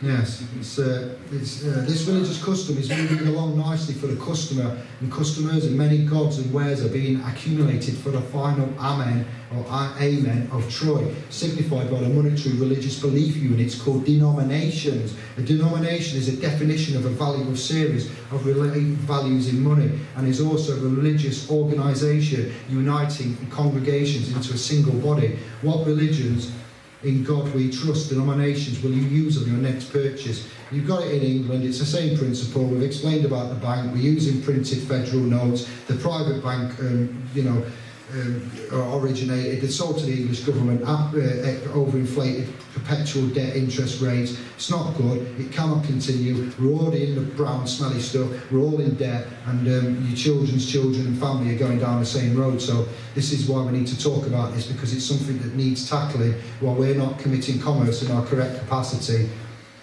you since now understand, or hopefully will get a greater understanding of how important each and every word you use is, what documents, how you consent, and how you basically in and overstand things. Debit and credit. A transaction has occurred. So when they say transaction, that's as in trance, as in being in a trance. And you use your debit or credit card that constitutes nothing but the computerised digits, plays the Lord. What faith? Just some notes with various presidents on there. Religious monetary army note. Denominations are all the same size with the religious belief in a change of perceived value. Amen, Troy. So it's just bits of paper they're saying, but because they've got different pictures on them, they're worth different bits of value, which is how we see it. And now with digital transactions, the world is participating in the war of commerce through sheer blind faith. The sheep are being led to the slaughter. Something is happening with each transaction, right? Something is happening. We heard a lot about this with this Heather as well, that we've got connections with, and with the Treasury account direct and stuff we've been speaking to. There's an amazing amount going off. Even though this video was 2012, it happened to come into my field of vision just before the meeting. It's got a lot of good relevant stuff in it, even though it's 5 years old. This service is almost complete. It's just one last stop at the cashier, who will discharge the customer with dishonour, because the word cashier is by definition to discharge with dishonour. Now that sounds like court business again, doesn't it? Army business as well. This cycle of hate has completed itself, and the Vatican, as well as the gods, are pleased with the compliance of their religious servants. Amen. Somebody getting money from a customer. I may be smiling, but I'm just here to tell you what the final charge is going to be for our services. And once you hand me those religious units of faith in denominational nation of demons, so denominational in demon, it says national, so denomi is small, national is capitalised, nation of demons in brackets, form or digital. I'm going to settle this transaction by giving you a dishonourable discharge from this service, proven by a receipt or receivership of your faith in this system of war. Thanks for your soul, and have a good day. So just by shopping, you could be, I don't like it, but it's just food for thought, and it just backs up, more fuel to the fire in the angle that we're going at with the finance. This puts an end to your life, which is our life. This is spiritual and civilly, not physically. Well, that's why the word your contains the word our within it. So it shows you the word your, and it's telling you that it's got the word our in it, and what the relation is. We are discharged with dishonour as related to the Latin dis, meaning Jupiter, Roman ruler of the underworld, Godhead. Our faith in God money is an indication of our honour towards the underworld rulers. Hence, dishonour. They are the ones who charge us with the debt, again electricity. Notes, tones. When we are dead or discharged, the moon is Isis. This word Isis is popping up a lot because international space, what's going on in the Islam and the nations out there. Isis, which I mentioned about in France, and the Notre Dame. It's just reference, that's all, but be careful, because it's an old word and it isn't a nasty word. It's just a word that people are plucking, and they're using it, and they're putting it in the forefront of your mind for a reason. They're making you think of ISIS as a bad bunch of entities with non-white skin that are dangerous, but actually ISIS is thousands and thousands, centuries, eons old, and it's not always, that word now, you see, has been replaced with terror in my mind, but it's not such a bad thing, ISIS. It's quite an in-depth historical trek. You can go on, like the Book of Enki as well led me down there, but again, another lecture thing. Who is ISIS? Going back to the dictionary though, isn't it? Yeah. And ISIS, it's got is, but it's also got ISIS as in ice cream. Phonetics again, it's misleading. And on that... No! Hey, I love that. That's a sign, that's a sign. It is, isn't it? That's a spiritual. Oh, my hair's going up and everything. I need a special cigarette now. Well, by that I mean a hand roll. Who ISIS us into frozen slumber, because she is the daughter of the sun, S-U-N-S-O-N. She is put on guard because the anagram for daughter is the guard. And again, it's blurred and faded, apologies. Daughter is the guard. I've got it at the top now. This is also true definitively, since the moon is a satellite, which is a word derived from the Latin satellium or satellitum. I like how I can say Latin really well, but simple English I stumble upon. Translated an escort, protection, guard. The moon is the foreign satellite that guards the interests of the gods of the underworld, the guard of dishonour, the second hidden moon that gives the discharges or X10 charges, as also shown by the French word for 10, which is D-I-X, phonetically pronounced as dis or dias. Phonetically speaking, the word daughter is also daughter, because when the end of a life sentence is reached, there is a period which is a dot. Isis the moon is the daughter within this monthly period, who brings the dead to the underworld at the end of each life sentences. Isis the moon to the underworld at the end of each life sentences. Isis the moon is also the one who brings the dead back to life. This is going, there's a lot, yeah, but I'm just summarising with this, don't worry. It's not going to go too far. A fresh set of recruits that have entered sin, because at the end of each period is the opportunity for another life sentence. So about lunar cycles, the relevance of the moon, life, phonetics. The end of a life sentence and a potential beginning of a new one in this never-ending story. The period, somebody have watched a video saying full stop at the end of sentences. What you need when you say full stop at the end in a court, you say full stop, you get closure. That full stop, the period at the end of a sentence, is important. The period is the dot brought by the daughter to both give life and take it away, as shown by the anagram of daughter, which is red tot. Tot is an English verb meaning to determine the sum, and tot is also a German word meaning dead. Hence the daughter period determines the sum of the dead, with the moon that both curing the red blood period. It's not long now, we're getting to the end. Life and death is the paradoxical duality. Alright, you're staying with me, guys. You're getting it, it's not long. Which is a huge aspect of what the Freemasonic checkerboard pattern means. So life and death is a paradoxical duality, which is a huge aspect of what the Freemasonic checkerboard pattern means. Black and white. White is life, black is death. So anybody know that? That was a new bit of information I found out 2 weeks ago. I must check up on that, where I know about the black and white and the floor pattern and stuff. White is life, black is death. The one eye symbolism is also used to portray this aspect as well, within the open eye indicating life and the covered eye signifying death. It's what they do with the, Jay-Z, such people like that, Lady Gaga, Illuminati, Hollywood references. The prevalent and increased use of this symbol, and especially in media and entertainment, we've seen a lot in the last 10 years, Beyonce, is also due to the fact that we truly are approaching the galactic, and they're telling you, they're showing you, and they're telling you, and it's like, no one even knows what we do, but we're crazy, and it's like, we're not crazy anymore. The entertainment is also due to the fact that we truly are approaching the galactic singularity or singularity point. Arity is a philosophical logic and mathematical noun that means the number of arguments that a function can take. This is related to the allegedly allegory of Jesus asking why God has forsaken him, seeing that the word forsaken is derived from the Old English forascan and sakan, meaning to dispute. It is all about algorithmic arguments until the function of the one comes about, because the functioning of this construct cannot take any more disputes, arguments. Each of us is a singularity that forms a personal subjective view. You have interpretations about your own reality and environment, which is in dispute. You have presumptions, you have to rebut them.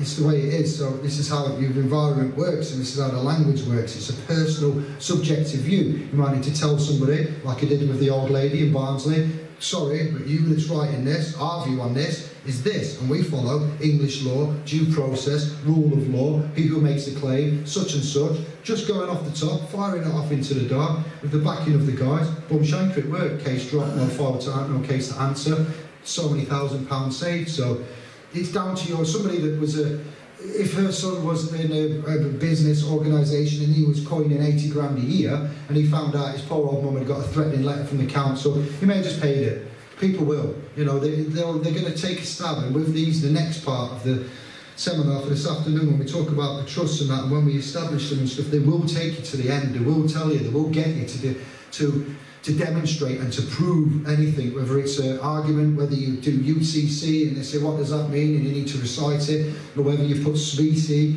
on your signature and you sign it without liability. People will push you to see, and if you don't know, you don't have to honour it, because that's one of the maxims in law, which is why they do that. Yeah, go on. If you look at any of those dictionaries, be it legal, whatever, there's a copyright in front of every single one. Somebody owns those words. Correct. So therefore, licensed and owned, yes. So legalese, licensed. So when you're using words, you've got to define the dictionary. If you do that, it makes it very difficult for them to come back. I was thinking of making an Anglican one, like an Anglo-English sovereign one. There's lots we can do to go, you know, it's a massive thing that once that's promulgated in expand the on. public, once that's promulgated in the public, then they have access to it, which means they can't deny it. Which is why if you're going in a private capacity and you're arguing something with a judge and you start using legalese, they can see you've contracted and gone into their commercial world now, and it's game over, because then they can go away. You've lost, you've given them jurisdiction by entering into their contracted language. So and licensed. So maybe a sovereign dictionary is something that needs to be. Well, yeah, a sovereign citizen. You can't be sovereign and you can't be a citizen, because to be a citizen is to be the birth certificate, Mr, fiction, dead and employed. To be sovereign is without ruler, without slave, under the creator. So what they've done is created an oxymoron and put sovereign citizen, where you're either a sovereign or you're a citizen. You're either innocent or you're guilty. You're not, you know, we need to, there's a lot of work to be done, because at the minute in America, if you do mention the words of sovereign citizen, then they basically are told to come and harass you and get you, because somebody's died, a few officers have died in fracas, which may be harassment, stunning people and people defended, and then obviously an officer may have taken a fatal blow or something might have happened. But it's very, very scary what power people seem to think they have and what power we have, and we can often, like we were talking about the bailiff situation, to John there, got rid of bailiffs, they come around to the house, he's given them 3 options, and he ended up taking the option he should have, and he ended up walking off. If you hadn't have done that, and he'd have argued with them, and then go, oh, well, how much is it, I'll pay you, and he paid him, they would have took the money, and you know, it just, so it's down to interpretations about your environment, basically, is what we've got found there then. Let's go. Everyone has missed one of the main points of what the biblical deluge was actually about. It was not about a flood of water, this is just interpretation, but up for discussion. Per se, what was being expressed through this story was that Earth construct is experiencing right now, since the industrial age of oil anointment began, a deluge of human souls and a massive increase in population, an increase that will not stop or slow down until the King Phoenix makes its return to cap the ages in all the game, like the pyramids capped. In the game of poker, this is known as the royal flush, which happens after a full house. Because of the singularity to occur, it needs to be all in. The biggest rise is that the elite are working extremely hard at their depopulation agenda. I think it's Agenda 21. The casualties that are occurring from the evil deeds and necessary for the algorithmic systems to perpetuate this game's end. Yes, there will be depopulation, but not before the massive increase in population hits this necessary peak algorithm. Does it currently look like the population growth of the world is slowing down, or is it increasing faster than ever? The fact is that they want everyone to have as many kids as possible so that humanity is all in before the final royal flush. Mass moon depopulation, hence the name of the United Nations Secretary General Ban Ki-moon. Ban Ki-moon, so that no more births occur after the singularity. We are all in false matrix system, and therefore it is closed and limited with mathematical boundaries and rules. You've got the phi and you've got phi, Fibonacci sequence, that's true, that can be proven, it's a scientific fact. Higgs boson has been found, the smallest particle, I dread to think what they're doing. So, yeah, that is all true with that. Here is a paradox of it, and really meditate on this. When there are more people in the closed system of the Earth that are automatically less flora and less fauna, plants and animals at once, many have asked, what about the animals? Yes, they are part of this system too, until they're not, because to have more people means to have less animals. That's not eugenics propaganda, it's hard fact of paradox, and any who do not see paradox remain wholly ignorant of this truth. The population of humans will continue to increase exponentially. 8 million, 8 billion, 10 billion, 20 billion, 40 billion, 60 billion. Let's not stop there. How about 100 trillion people on this one earth? There are those that actually think a closed system can handle any number. These points are moot though, because these factors increase is inevitable until the algorithmic singularity point. That's when the mass cull, or they call it rapture, don't they, in the Christians, they're waiting for a rapture to arise. That's when the mass cull or depopulation manifestation becomes a reality, as it has been stated many times before. It's in the cards. So you've got something to do with graphs and percentages with the wildlife depopulation. Between 1970 and 2010, there's been an overall 52% reduction in wildlife population, 76% reduction fresh water. Don't forget Fukushima, everyone's gone quiet on that. Watch your fish and your sea salt. Found it up at New Zealand now. 39% loss in terrestrial species, elephants, zebras, big mammals basically. 39% in marine. So fresh water is on land, marine is the sea, terrestrial, big ones are mammals on the land. 76, 39, 39, too much, overall 52%. That was the great metaphor of the Matrix film. In the first movie, Neo dove into Agent Smith and destroyed, again, Troy, you've got to look at the language, destroyed him. Only to realise that he came back with the ability to copy himself. Now we're doing this with our IDs and treasury accounts and copying and things and IDs, so yeah.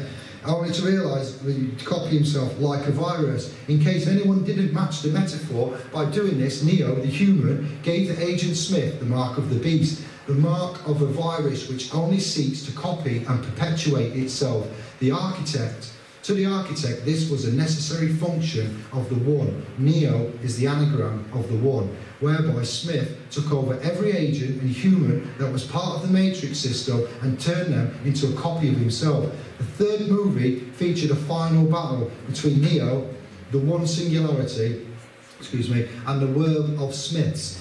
I like the way they call them Smiths as well. Inevitably, Neo accepted his fate and Smith took over the final human to create the ultimate reset point, capped that version of the Matrix system. Smith had become the upgraded virus 2.0 that fed on everything until there was nothing left to take over. Thus eventually consuming itself. So there's a little picture of Neo diving into Agent Smith. This is a matter of quantity over quality, because the paradoxical law is that the more quantity a system has, the less quality there is. Yet these are the truths of the system that are actually argued against. There is no argument with this. When there is more quantity, there is less quality, and vice versa. When there is more quality, there is less quantity. People spout off paradoxical quotations without any understanding of them, such as, you can have your cake, you can't have your cake and eat it. 2, if I start eating the cake, I am going to still have it. No, the cake disappears as I eat it. And that simply, understanding all of this parable, is simply the surface aspect. And yet these things are still met with objection. It's sadly, without confusion, easily seen why humanity can be so overtly controlled and manipulated by those who have taken us over, which leads us into the words of how and when this occurs. The Greek word ark means beginning. I'll stop at 2 o'clock, I'll finish this, we'll break at 2. Beginning government, and is the reason that the entities who control humanity have been called by the Gnostics as archons, or the Ark. This is the reason for the Ark of the Covenant, with the 13 bloodline, David, Ike, Reptilian, factions that have served this system of domination since the beginning of our takeover, the beginning of the foreign government. There's a note there with all the Illuminati controlling faction stuff regarding that. The all-seeing eye, or moon, was placed here what would have been the year 1776 in the age of Pisces many eons ago by the great genetic architect of mankind. This was the capstone of the Great Pyramid and the true beginning of the New World Order. There's a reference on there with the bills, dollar note and the eagle. For NASA, eagle has landed. For many moons, one Saturn, the eagle, that is representation of Enki, that changed our spinal DNA, which gave us a tree of knowledge. is the spinal duality. The moon is the star of David. The boat of Saturn is shown by the star of David that crowns the head of the eagle on a dollar bill. The eagle, with its two wings, which are the quarter phases of the moon, the start of the cycle of the celestial time to the measure Enki to Marduk, indicated when on earth I had arrived. The station that was ending me by the station of the fishes was named. The one that followed after in my name, he of the waters I called. So Enki, this is African as well, Enki. It's not Christian faith. With satisfaction and pride to his son, Marduk was saying the seventh tablet from the lost book of Enki. So it ties in with the religious meter hat from Babylon times and the priest of the ancient dragon. He's got a fish hat worshipping on. It's going back across history and what people wore, what religious organisations did, what powers they had, how they were managed. Dagon is another name for Enki, and why there is a Dogon tribe in Africa that knows so much about the Sirius star system that entities came from. These stars we found in 1950. Who knows about Dogon? 1950, we discovered this tribe. We went there. It's got paintings on the wall, 1,800, 1,000 years old, and it shows you these planets, Sirius and Sirius B, fishhead people, reptilians again. Natural History Museum said, what's all this then? It says, these are the guys that come to see us. The village master said, what do you mean? He goes, they're from up there, Sirius, blah, blah, blah. And the story collaborates with what we've found. So the guys took etchings of paint from the, inside the cave, and they've had them independently analysed all over the world, England, Sweden, America, Nepal, all over where the laboratories are.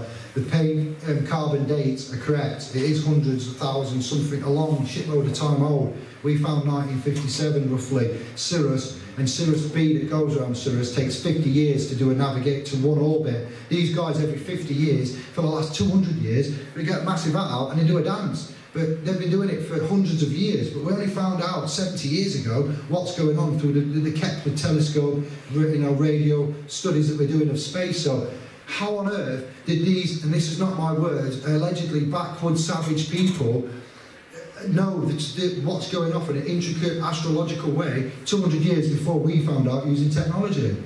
You can't argue with it. You cannot argue. So then you're telling me that the people that tell us stuff are telling us wrong. And then why are they telling us wrong? Because we're guided down the wrong roads.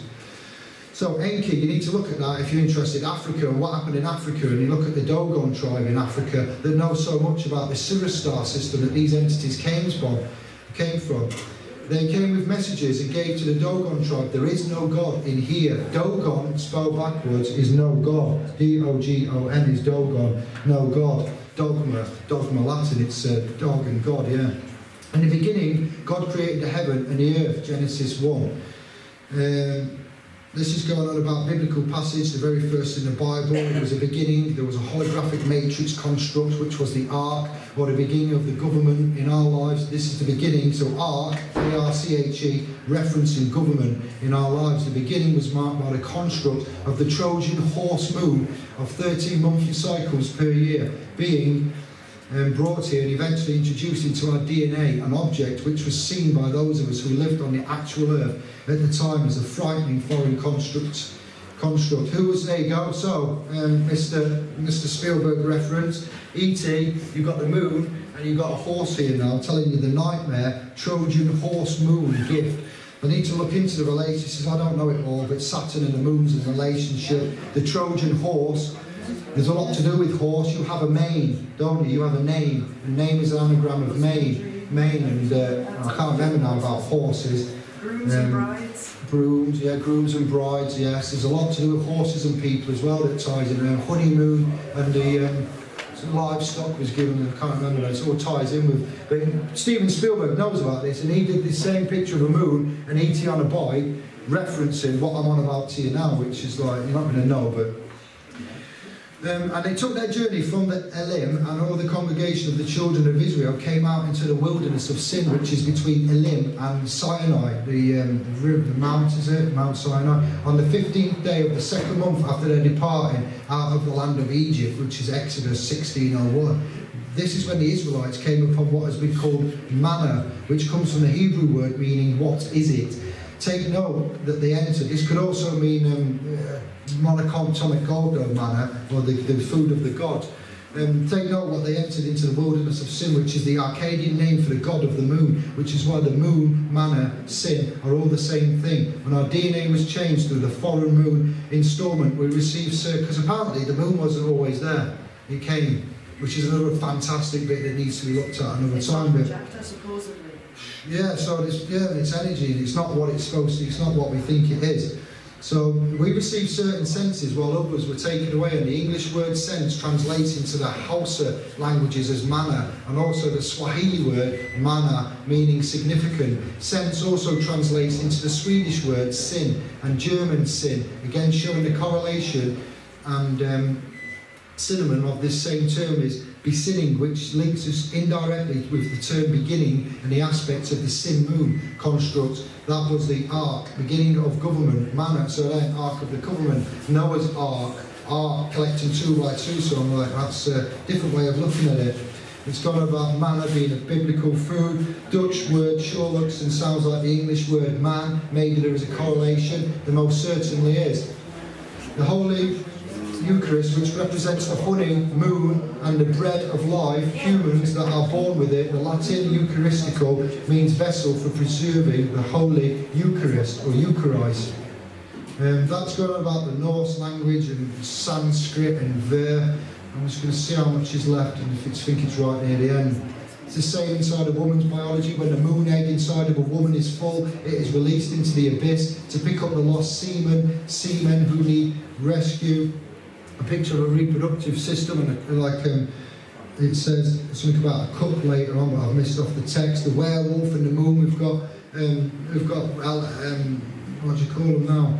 Fables, haven't we, about moons and werewolves and vampires and blood and things. They're not just stories made up to scare us. There's some fables and mythology in that werewolf story. So the Latin word for wolf is lupus, which is also translated as grappling iron. A grappling iron is a type of small anchor, indicating that mankind was hooked into the moon. The light of Lucifer. This is indicated further with the Latin synonym to lupus, which is loose. Loose in Latin translates as pike, jackfish, which is why 33-degree Mason Albert Pike was issued the title Luce. Is Italian for light, and he's trying all that. I've checked it out, it is. And also tied to many of the Latin words that indicate light, such as Lucio, Luce, Lucis, Lucifer, and Luciana. The later meaning childbirth. The Latin luca means forest tax, sacred grove. That is why the Bohemian Grove ritual is set up in honour of the moon. You see why it's like, what? It's mad. The tax given took it from the forest of the human pines, pineal gland spines. The Latin lupinus means or belongs to a wolf made of wolf skin, a sheep's and wolf clothing, indicating a sheep's and wolf clothing, and also translates as lupin, fake money. That is why the word could phonetically be stated as looping us, because we are being looped in circles while being tricked into such things as fake money. The English word loop is connected etymologically, and the Middle Dutch lupen meaning to watch peer. The moon is watching us all as the all-seeing eye. Peer amid, as indicated again on the back of the US dollar bill, it is the capstone of the dead for the sun of Saturn. Yes, it's finished. Well done for staying awake, guys. It's done the first half.